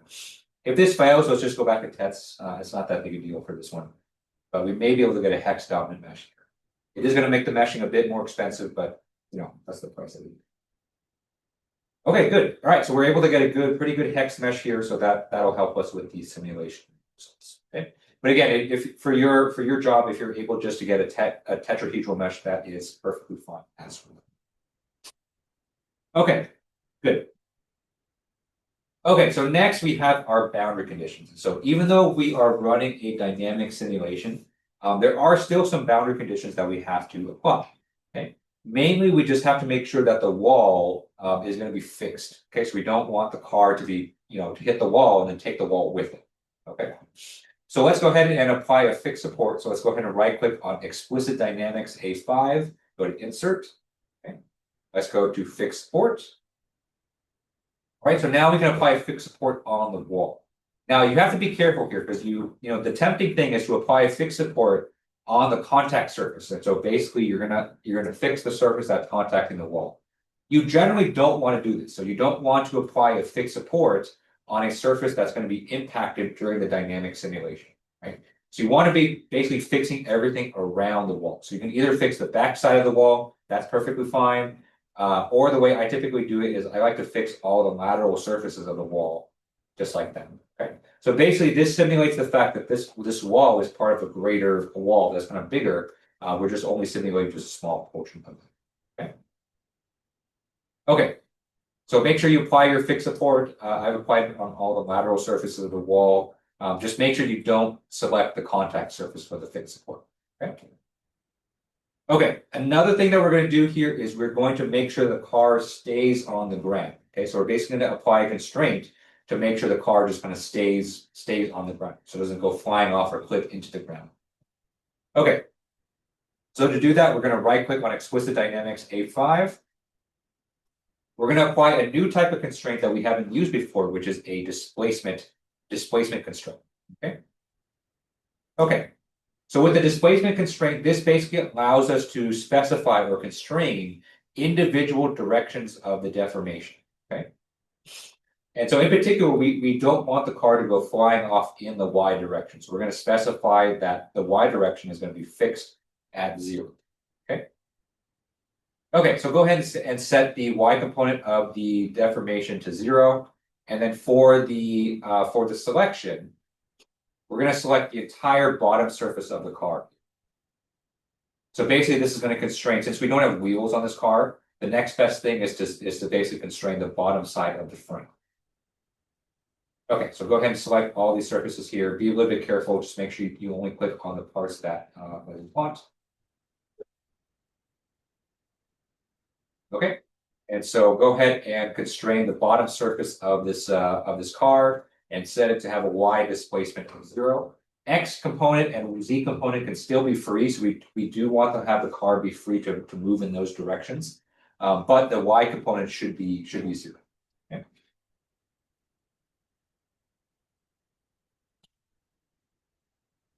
Okay. Any questions on that? Okay, I'll give you guys a couple minutes to just because there's a lot of clicking that's involved with that. Just to kind of summarize all we've done so far, just in case you're kind of catching up or your ANSYS was being a bit laggy. So we opened up our CAD file within ANSYS itself. We specified the car here to have the material properties of aluminum alloy. Okay. Next thing we did was that we deleted the contact between the car and the wall just to make sure the car can kind of properly impact it and bounce off. Okay. We applied different mesh sizings to the mesh here just to make sure that the wall is very coarsely meshed just because we don't need it.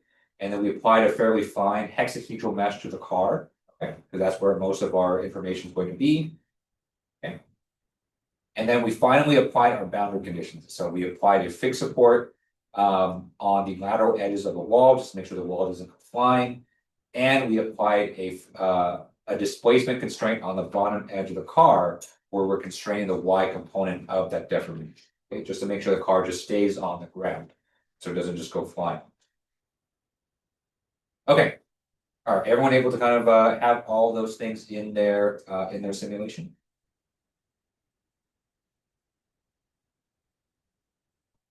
Okay, good.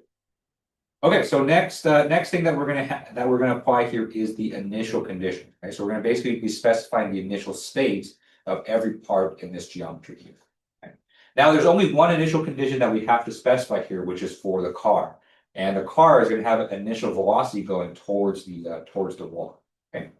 Okay, so to apply an initial condition, you're going to go to the left-hand side of the screen, and then there is a setting here for initial conditions. Okay, so go ahead and right-click on that. Go to Insert. Okay. And the initial condition that we're going to specify here is a velocity. Okay, so go ahead and hit velocity. Right, we're going to specify that for the car, so make sure you select the entirety of the car, making sure to switch to body selection mode if you need to. Okay. Okay. And we're going to specify the car have a velocity in the negative x direction so that it hits the wall. Okay. Okay, so just like we typically do, we're going to change the definition. And so instead of defining this velocity in terms of a vector, we're going to define it in terms of components. Okay. Okay, so just for our initial simulation here, we are going to go very fast, just to make sure that the simulation kind of finishes in time. We can observe everything that we need to. Okay. And so just because I have it this way in the specifications, and just to make sure that our results are consistent, I am going to switch our units here to metric. Okay. So remember to change the units for a simulation, you're going to go to the Home tab in ANSYS Mechanical, go under Units here, and then click on Metric. Okay. And then the velocity that we're going to specify for the car is minus 150 meters per second. Okay, so we're going to be applying initial velocity for the car towards the wall. Okay. Okay. Good. All right. We're almost done setting up the simulation, and then we're going to have some downtime. Okay. Next thing we need to specify here is the time stepping parameters. Okay.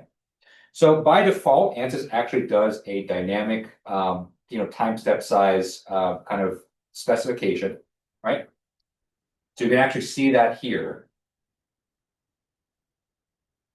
So these are all the settings with, that have to do with the time step size. You can see that they're all program controlled. So basically, ANSYS is going to choose this dynamically based on the needs of the simulation. So this is actually pretty nice. Okay. The only thing that we have to specify here is the ending time. So we need to specify how long the simulation is going to be simulating for. Okay. Now, for a car crash like this, especially with the velocity that we gave it, it's going to happen in the blink of an eye, and so we don't need to simulate this for a lot of time. In fact, if you simulate this for a lot of time, your computer is probably going to blow up because it's going to be too expensive. Okay, so for this end time here, we're going to specify a very, very small number of 0.75 milliseconds. Okay, so the 0.00075.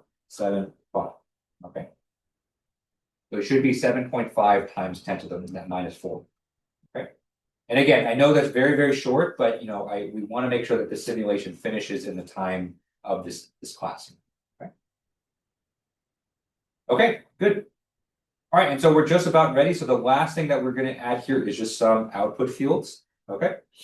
So let's go ahead and add fields. Let's go ahead and add our standard one. So let's look at the total deformation. Let's add the equivalent stress. And let's add the equivalent strain as well. Okay. Good. All right, and so that's about it. And so that's everything to do with the simulation. And I know I went fairly quickly. So if you do have questions, definitely feel free to put something in the chat, because next 15, 20 minutes or so is going to be a bit of downtime. All right, but if you have everything set up this way, you can go ahead and solve. So you can go ahead and click on the lightning bolt to solve. Right. And then from now, we wait, because these simulations do take a bit of time. Okay. So you can track your simulation progress down here in the bottom left, just like you always could. Okay. Right, so that progress bar is going to fill up as the simulation goes, but we can actually monitor the simulation as it's going. And so if you want to monitor your simulation, you can go to solution information here. Okay. So this is going to be able to let you monitor the simulation as it's progressing. So the default view here is to kind of show you the direct output from the solver, which is not useful at all, because this is just a bunch of text here. Okay. But one thing that is useful is if you go to this drop-down menu, when you click solution information, you can then change this to energy summary. Okay. Which will then show you the different types of energy that's being tracked in your system. Okay. Okay. So we are in the very early stages of the simulation here, and so you can see that most of the energy in our system is purely kinetic. Okay. And the reason it's kinetic is because we gave our car an initial velocity towards the wall. Okay. And so that all that energy from the motion is being tracked as kinetic energy. Okay. But as the car kind of impacts the wall, you can see that this kinetic energy is starting to go down. Okay, because that kinetic energy is being then converted to internal energy here. Okay. So internal energy, we'll kind of discuss it a bit more once the simulation finishes. But the internal energy has to do with, the fact that as the car impacts the wall, the car is going to be changing shape. It's going to be deforming. Okay. And so it takes energy to produce that deformation, right? And so the internal energy you can think of is the amount of energy that the car itself has absorbed as a result of being impacted by the wall and kind of changing shape. Okay. Okay, so this is gonna progress for a while, so this is gonna take some time. But you know, if you reach this point here where you can kind of see this energy summary here kind of changing with time, you're in a good spot. Okay. And if you want to see, you know, approximately how long your simulation has to go, you can check the solver output here, and you'll see that there is a column here for the clock time remaining. Okay. So this simulation, you can see for me is approximated to take about 27 and a half more minutes. Okay, so even for this very simple case for simulated for a very short amount of time, you can see that the results are going to be taking a while. Okay, so I'm going to let this run, right? And so it's going to take a bit longer to do, so we can look at the energy summary in the meantime. Was everyone able to kind of get this result up to this point with the energy summary? Their simulations going?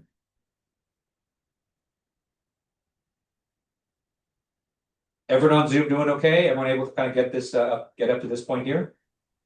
Just to give you a heads up, Professor, I don't know if anybody else had the issue, but my geometry, when I went to go run the analysis, it did not show up with only 2 parts. It showed up with like 15 parts, and it had them all with a thickness of 0 as a surface instead of an actual body. So I'm now trying to load in the other geometry to see if it'll work. Okay. Okay, so you had the issue with the IGS geometry? Yes, sir. Okay, okay. Yeah, try it with the step and see if that works. Absolutely. It's going to take it a minute, but I'll let you know how it goes. Okay, yeah, let me know. Keep me updated. Sounds good. Okay, has anyone else run into that issue with the IGS geometry coming in as 15 different parts? I haven't seen that before. That's a new one.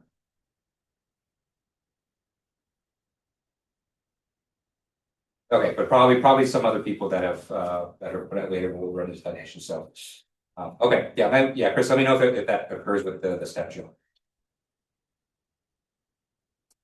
Oh, the mesh has an issue. Okay. Yeah, so I was actually pretty lucky. I was actually pretty surprised that I was able to get a hex dominant mesh. That doesn't always happen. Yes, yeah, let me show you my mesh. Yeah, so if you're not able to get the hex dominant mesh, you know, don't worry about it. I was actually surprised that that worked. You guys may have to be stuck with the tetrahedral mesh. Okay, so your energy summary may take up some time in order to reach this point. So you know, and even right now, you know, there's not much we can comment on because it's still going. But you know, we'll kind of give it maybe 15 minutes, and then we'll kind of see what it looks like from there. Yeah. One thing that's interesting though is that if you chose the non-linear aluminum alloy for your material, then your energy summary will look a lot different because the car will actually deform and kind of crumple and kind of stay that. But what's happening here is that, well, it hasn't happened just yet, but what's going to happen is that the car is actually going to bounce back. And so the elastic or the internal energy in the system, because we assume that the material here was just purely linear, then it's going to behave like a spring. So no matter how much the car deforms, it's going to spring back, which is not realistic. I know that's why we kind of added the non-linear one, but you know, it'll kind of give you a chance to kind of see, you know, the properties of the mass spring damper that we can talk about. Yeah, we'll give it some time and we'll kind of see what it looks like from after that. Yes. Okay, so one question was the contact portion. So for the contact portion, we just deleted that contact, and so we went to contacts up here. By default, your geometry is gonna have a contact in between the car and the wall, just because these parts are so close together. We need to delete that contact, and so we basically need to make sure that the contact is not there, just so the car is free to kind of hit the wall, kind of bounce off if it needs to. Yeah. Yeah, and then the other question is how to obtain the energy summary. So to get the energy summary, while your simulation is running, you're going to left click on solution information. So that's the first button here right under solution A6. And then in the bottom left, you should see that there is an entry here for solution output.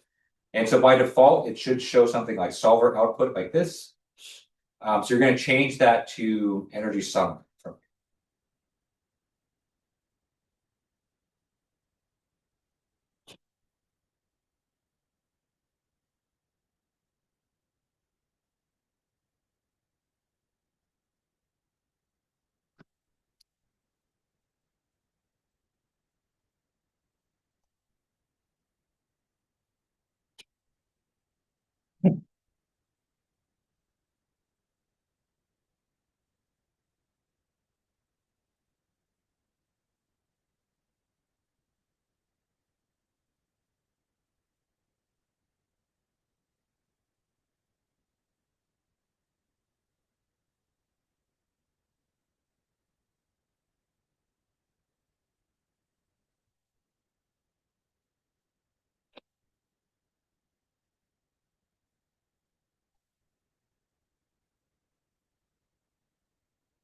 Oh, your simulation is already completed. So if you don't have this window in the bottom left, you may need to reset the display.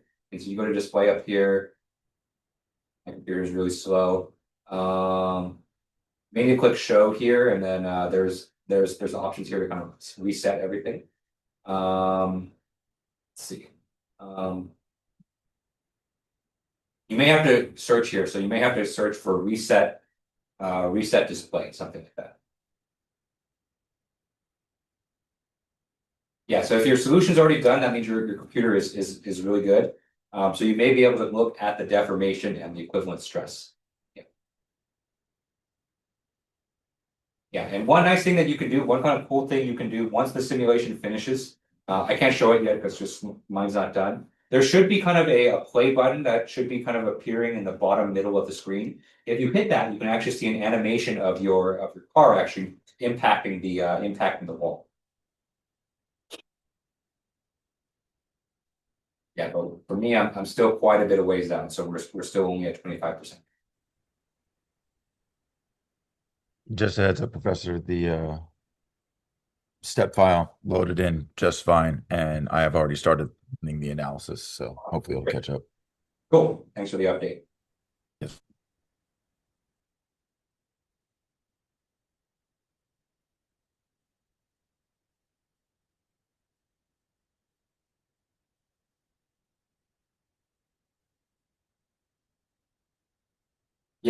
Yeah, so that's the expected result. So yeah, it's a little bit strange because it looks like the car is just kind of jiggling there. Yeah, and then that's essentially what we should see. Yeah, but that's kind of the weakness of the linear material model. So you can try it again. So if your computer is kind of powerful enough to run it already, so you can try it with a non-linear material and you can kind of see what happens. Okay, yeah, Ricardo. Yeah, so Ricardo, that's exactly the intended result. So from that energy summary, you can see that the car is essentially oscillating. So the kinetic energy and the internal energy is oscillating because with the linear material model, then the car is essentially acting like a spring. And so because of that, we have these kind of oscillations that if we ran the simulation for longer, it would damp down, but that would require a lot more time. And so if you're interested, you could continue running it and seeing that happens. It's not the most exciting thing, I will say. So if your simulation is already done, you can try with the non-linear material and kind of see how that affects your results. And the non-linear material should probably, if you look at that animation, that's probably what you kind of more expect to see when you have a car that impacts a wall, just like that. Yeah. But yeah, maybe it's time to replace these podium computers because this is a little bit crazy here. I did kind of push the mesh a little bit, so maybe that was also my fault. Maybe I shouldn't have done 28,000 elements. That's probably part of the part. Well, yeah, it's good. I'm glad you guys are getting these results.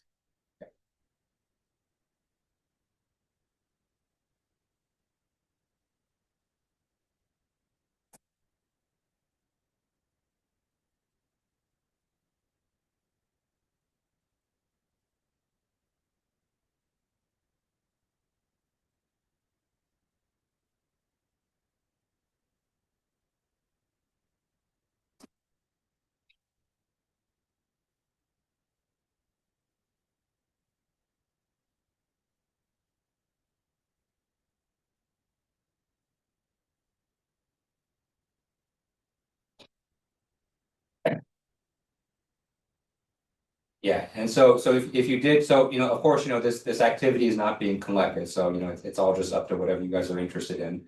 But there are other parts of this activity that you can try. Okay, so one thing that you can do so this is with the original aluminum alloy linear material, is that you can find the maximum amount of velocity that you can use to before the car breaks down, right?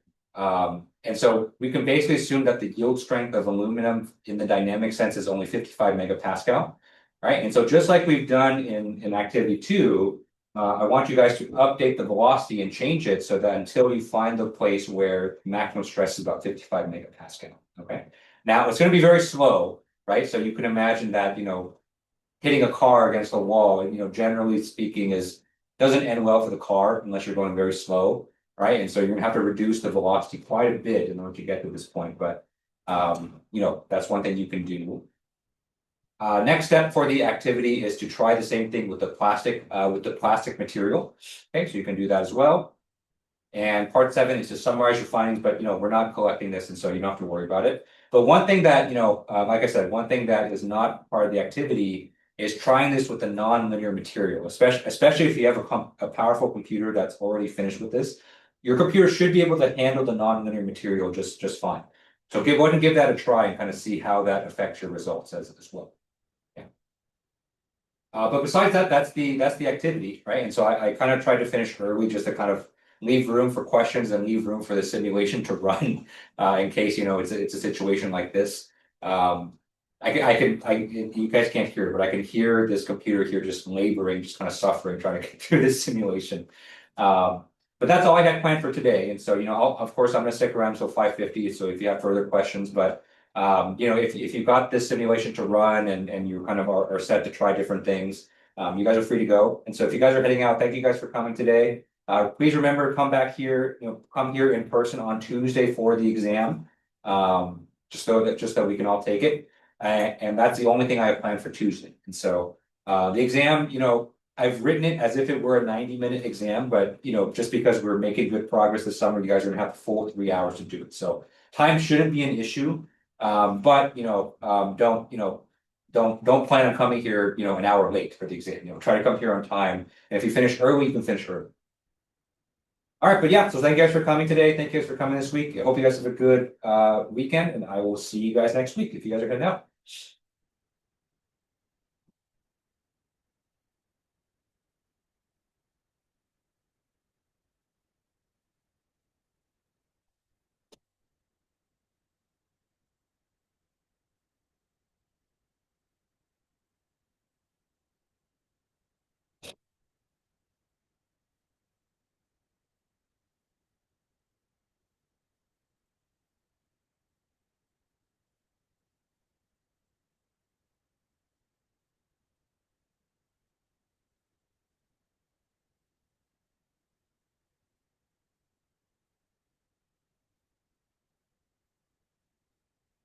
Yeah. Yeah. So Jason, so your first question, yes. So this is exactly one of these instances where, cost plays a big role. So you can see here that, I was a little bit loose with my mesh, and I'm kind of really paying the price for that here.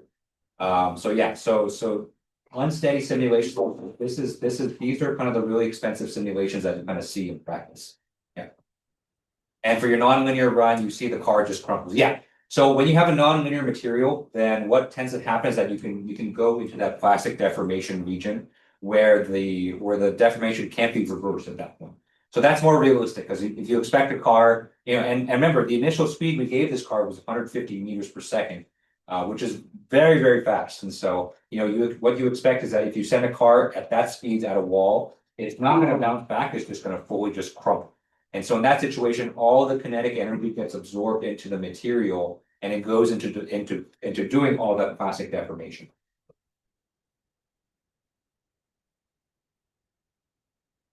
Yeah, so if you're running with the pure linear material, the car should kind of jiggle a little bit. And so when the car hit, it should kind of look like the entire thing kind of looks like jello. But if you're running with the non-linear material properties, then the car should just kind of crumple. Yeah. So it should hit the wall and just kind of stop and just kind of deform and it kind of just looks like a wreck after that. Yeah. Yeah, no problem. Yeah, glad you guys were able to get these results. I wish I wish I didn't give it as heavy of a mesh, but yeah, hopefully I'll catch up to you guys soon. Yeah.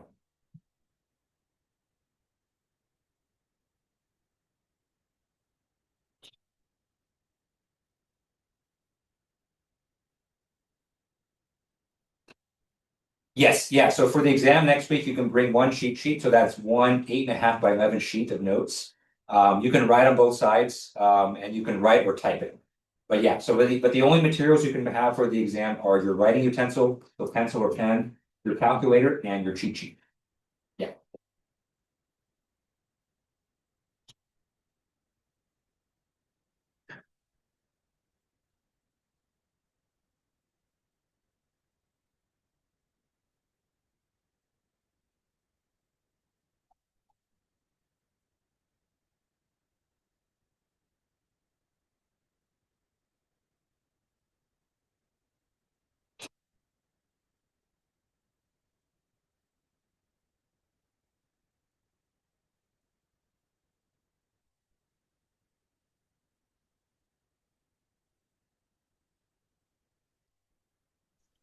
Professor, What's up? would activity 4 be graded before the midterm? Yeah. So I'm planning to grade that probably on Monday. Okay, thanks. Yep.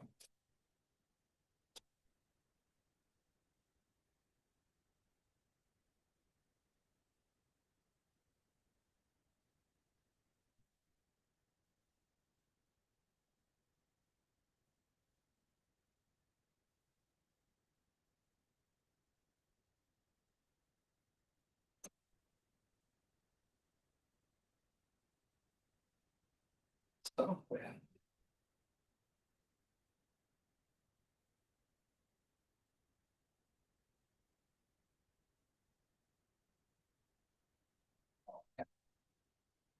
Really, this computer's really laboring.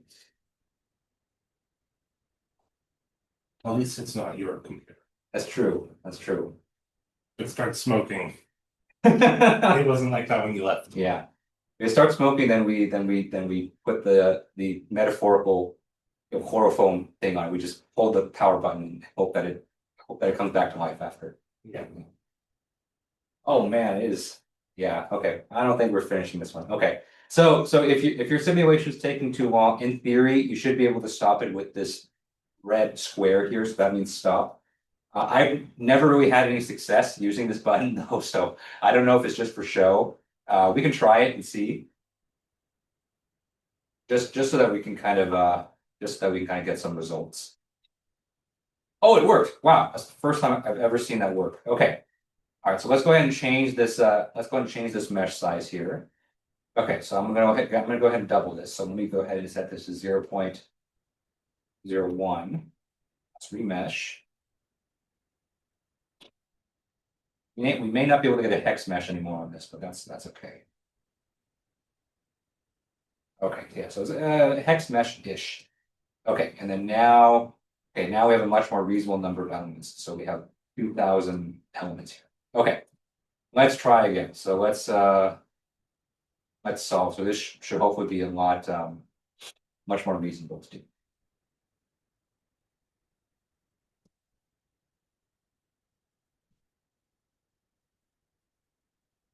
This red stop button has literally never worked before in my entire life, but for some reason it's feeling good today, I guess. So.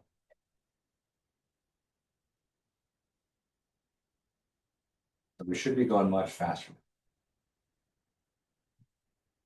Yeah, okay, so we should be done in about 5 minutes.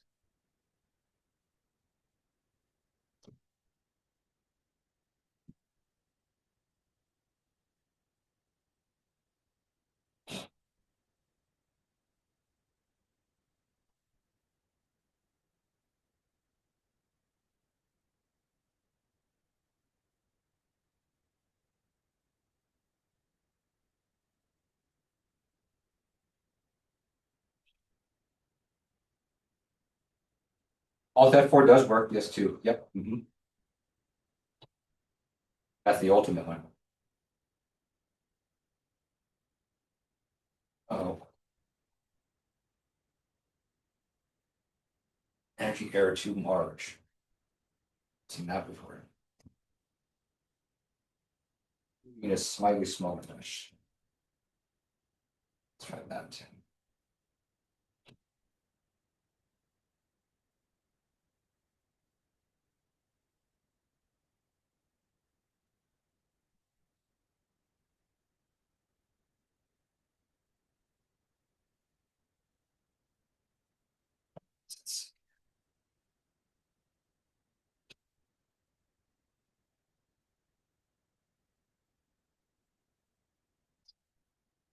Do it slightly possibly. Yeah, so if you guys are having issues with it, don't be afraid to kind of tinker with the mesh. Maybe try to give it a slightly less velocity too. That might be causing some issues. That's kind of what I'm trying here, just to make sure that we get a result. Yeah. Now it may not jiggle as much just because I gave it a lower initial velocity, but hopefully we should be able to get at least something there.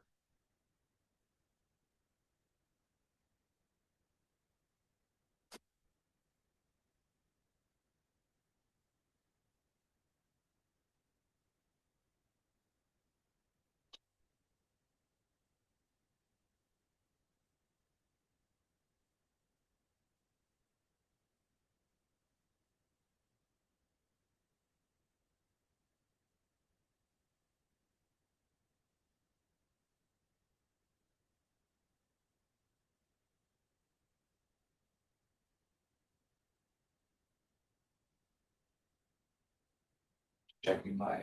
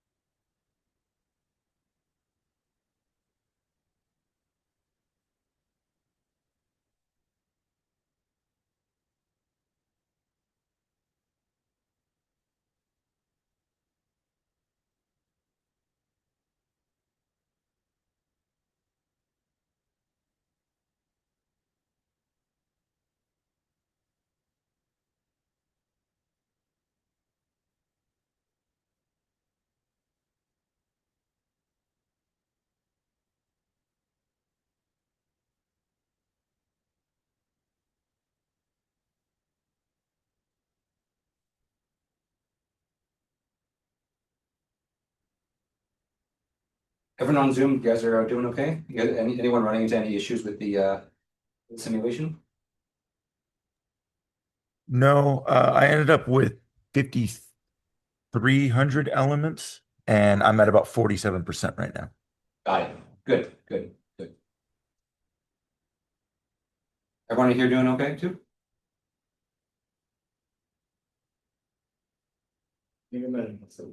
So slow, huh? Yeah.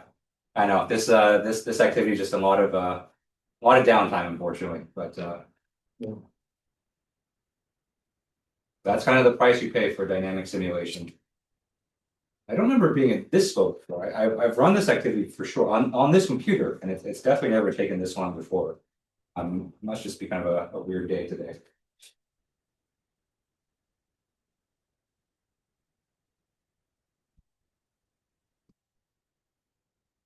That's okay. So there's going to be a little bit of variation in terms of the exact shape of the energy plot, but you should see that kind of oscillating behavior. So if you pick a linear material, you should see that you have that initial huge drop off of the kinetic energy, and then it should kind of pop back up, and it should kind of oscillate from there as well. So yeah, so that's perfectly fine.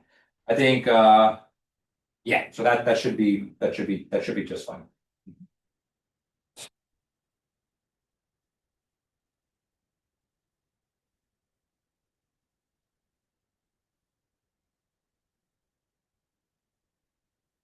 Yeah, so that's good. That's a good point. Uh, it's a good point, Ricardo. So if you're doing the nonlinear results here, when you measure deformation, it's what's actually doing is it's measuring the difference in the ending position relative to where it started. And so the reason that the entire backside of the car there is red is because since the car has crumpled, right, technically the car has moved forward towards the wall. And so you have a very high deformation at those ends.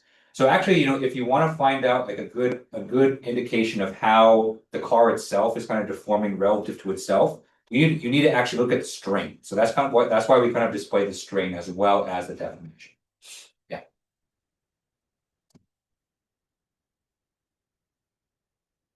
Mhm.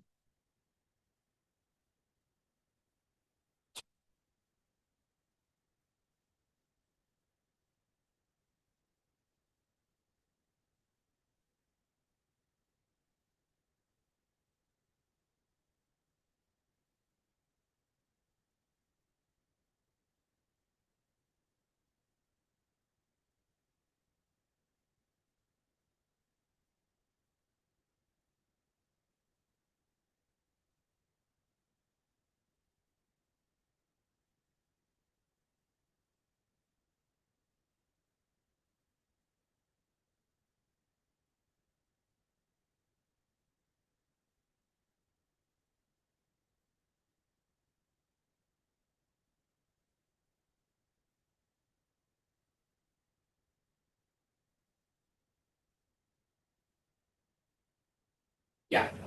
Yeah. So if you look at the strain, then you're going to see much higher strains on the parts that are actually deforming. Energy error too large.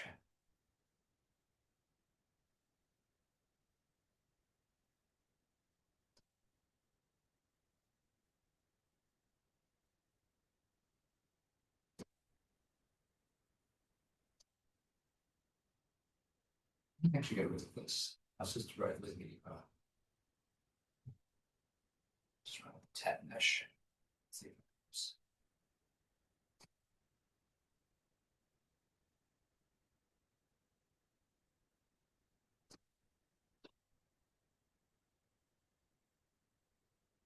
Share.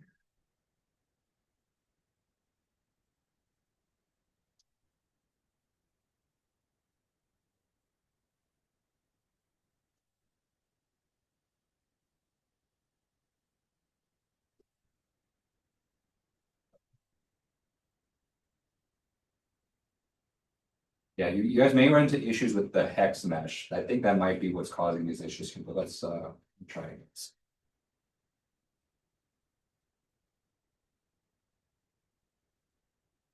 Oh wow, look at it go. It's a lot faster with the tests. I should have just done that from the beginning. No wonder you guys finished so quickly with this. There we go. Okay, that's the result that I'm looking. All right, so I apologize. It's been a while since I've run this kind of in person. And there's a reason why. I was wondering why I was looking at the document here. I don't have the hex meshes. And so if you're having issues with the hex mesh, and so one way that you can kind of tell if you're having issues is that if this red curve here is kind of coming upwards, then you're probably having some issues with the element distortion. And so there's probably some issues with the hex meshing in that case. And so I think this activity just kind of works best with the tetrahedral mesh on top. Okay, so finally, I'm able to kind of show you the animation here. So for those of you that have already kind of finished, you probably have already seen this, but this is kind of what you should see. So the car, you can see, impacts the wall, and it kind of jiggles like jello because of the pure kind of linear material model. Okay. So I apologize for confusing you guys with the hex. So if you're running with the hex mesh right now, go ahead and try to stop it, and then kind of just rerun it with the tetrahedral mesh. Yeah. Okay. So now that we're able to do that, let's change this to the nonlinear aluminum, and let's see how that differs here. We're going to run with the same mesh, but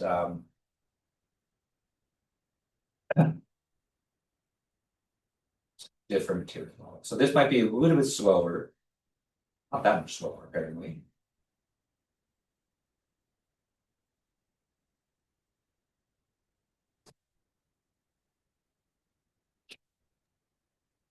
Real quick, Professor, because I was exiting out and opening the other one. How do I get into that energy summary? Yeah. So to get to this energy summary, when your simulation's going, you're going to left click on solution information here. And then from the details menu on the bottom left, you're going to look under the option for solution output. So by default, it should show you solver output, which is all this kind of text here.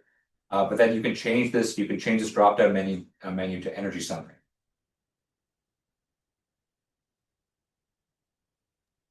Perfect. Found it. Thank you. Yep. All right. And so with the nonlinear movement, you can see this is kind of more what you expect from a car.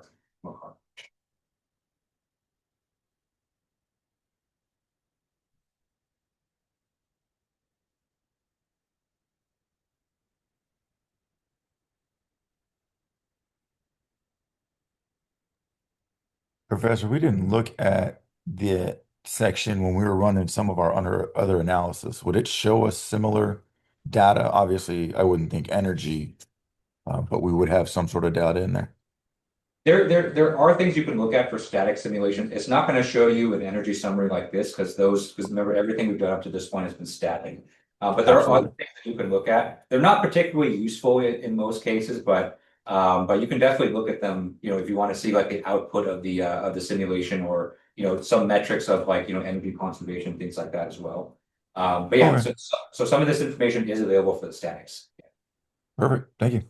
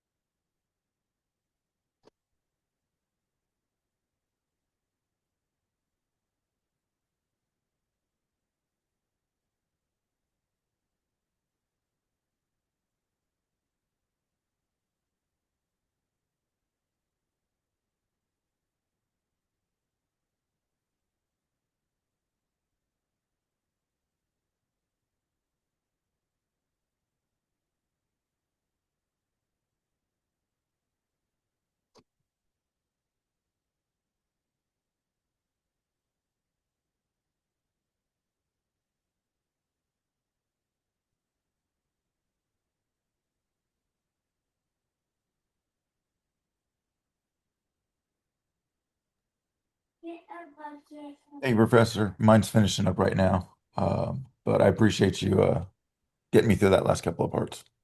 Awesome. It's good. Thanks, All right, Chris. I will see you on Tuesday. Yep, see you Tuesday.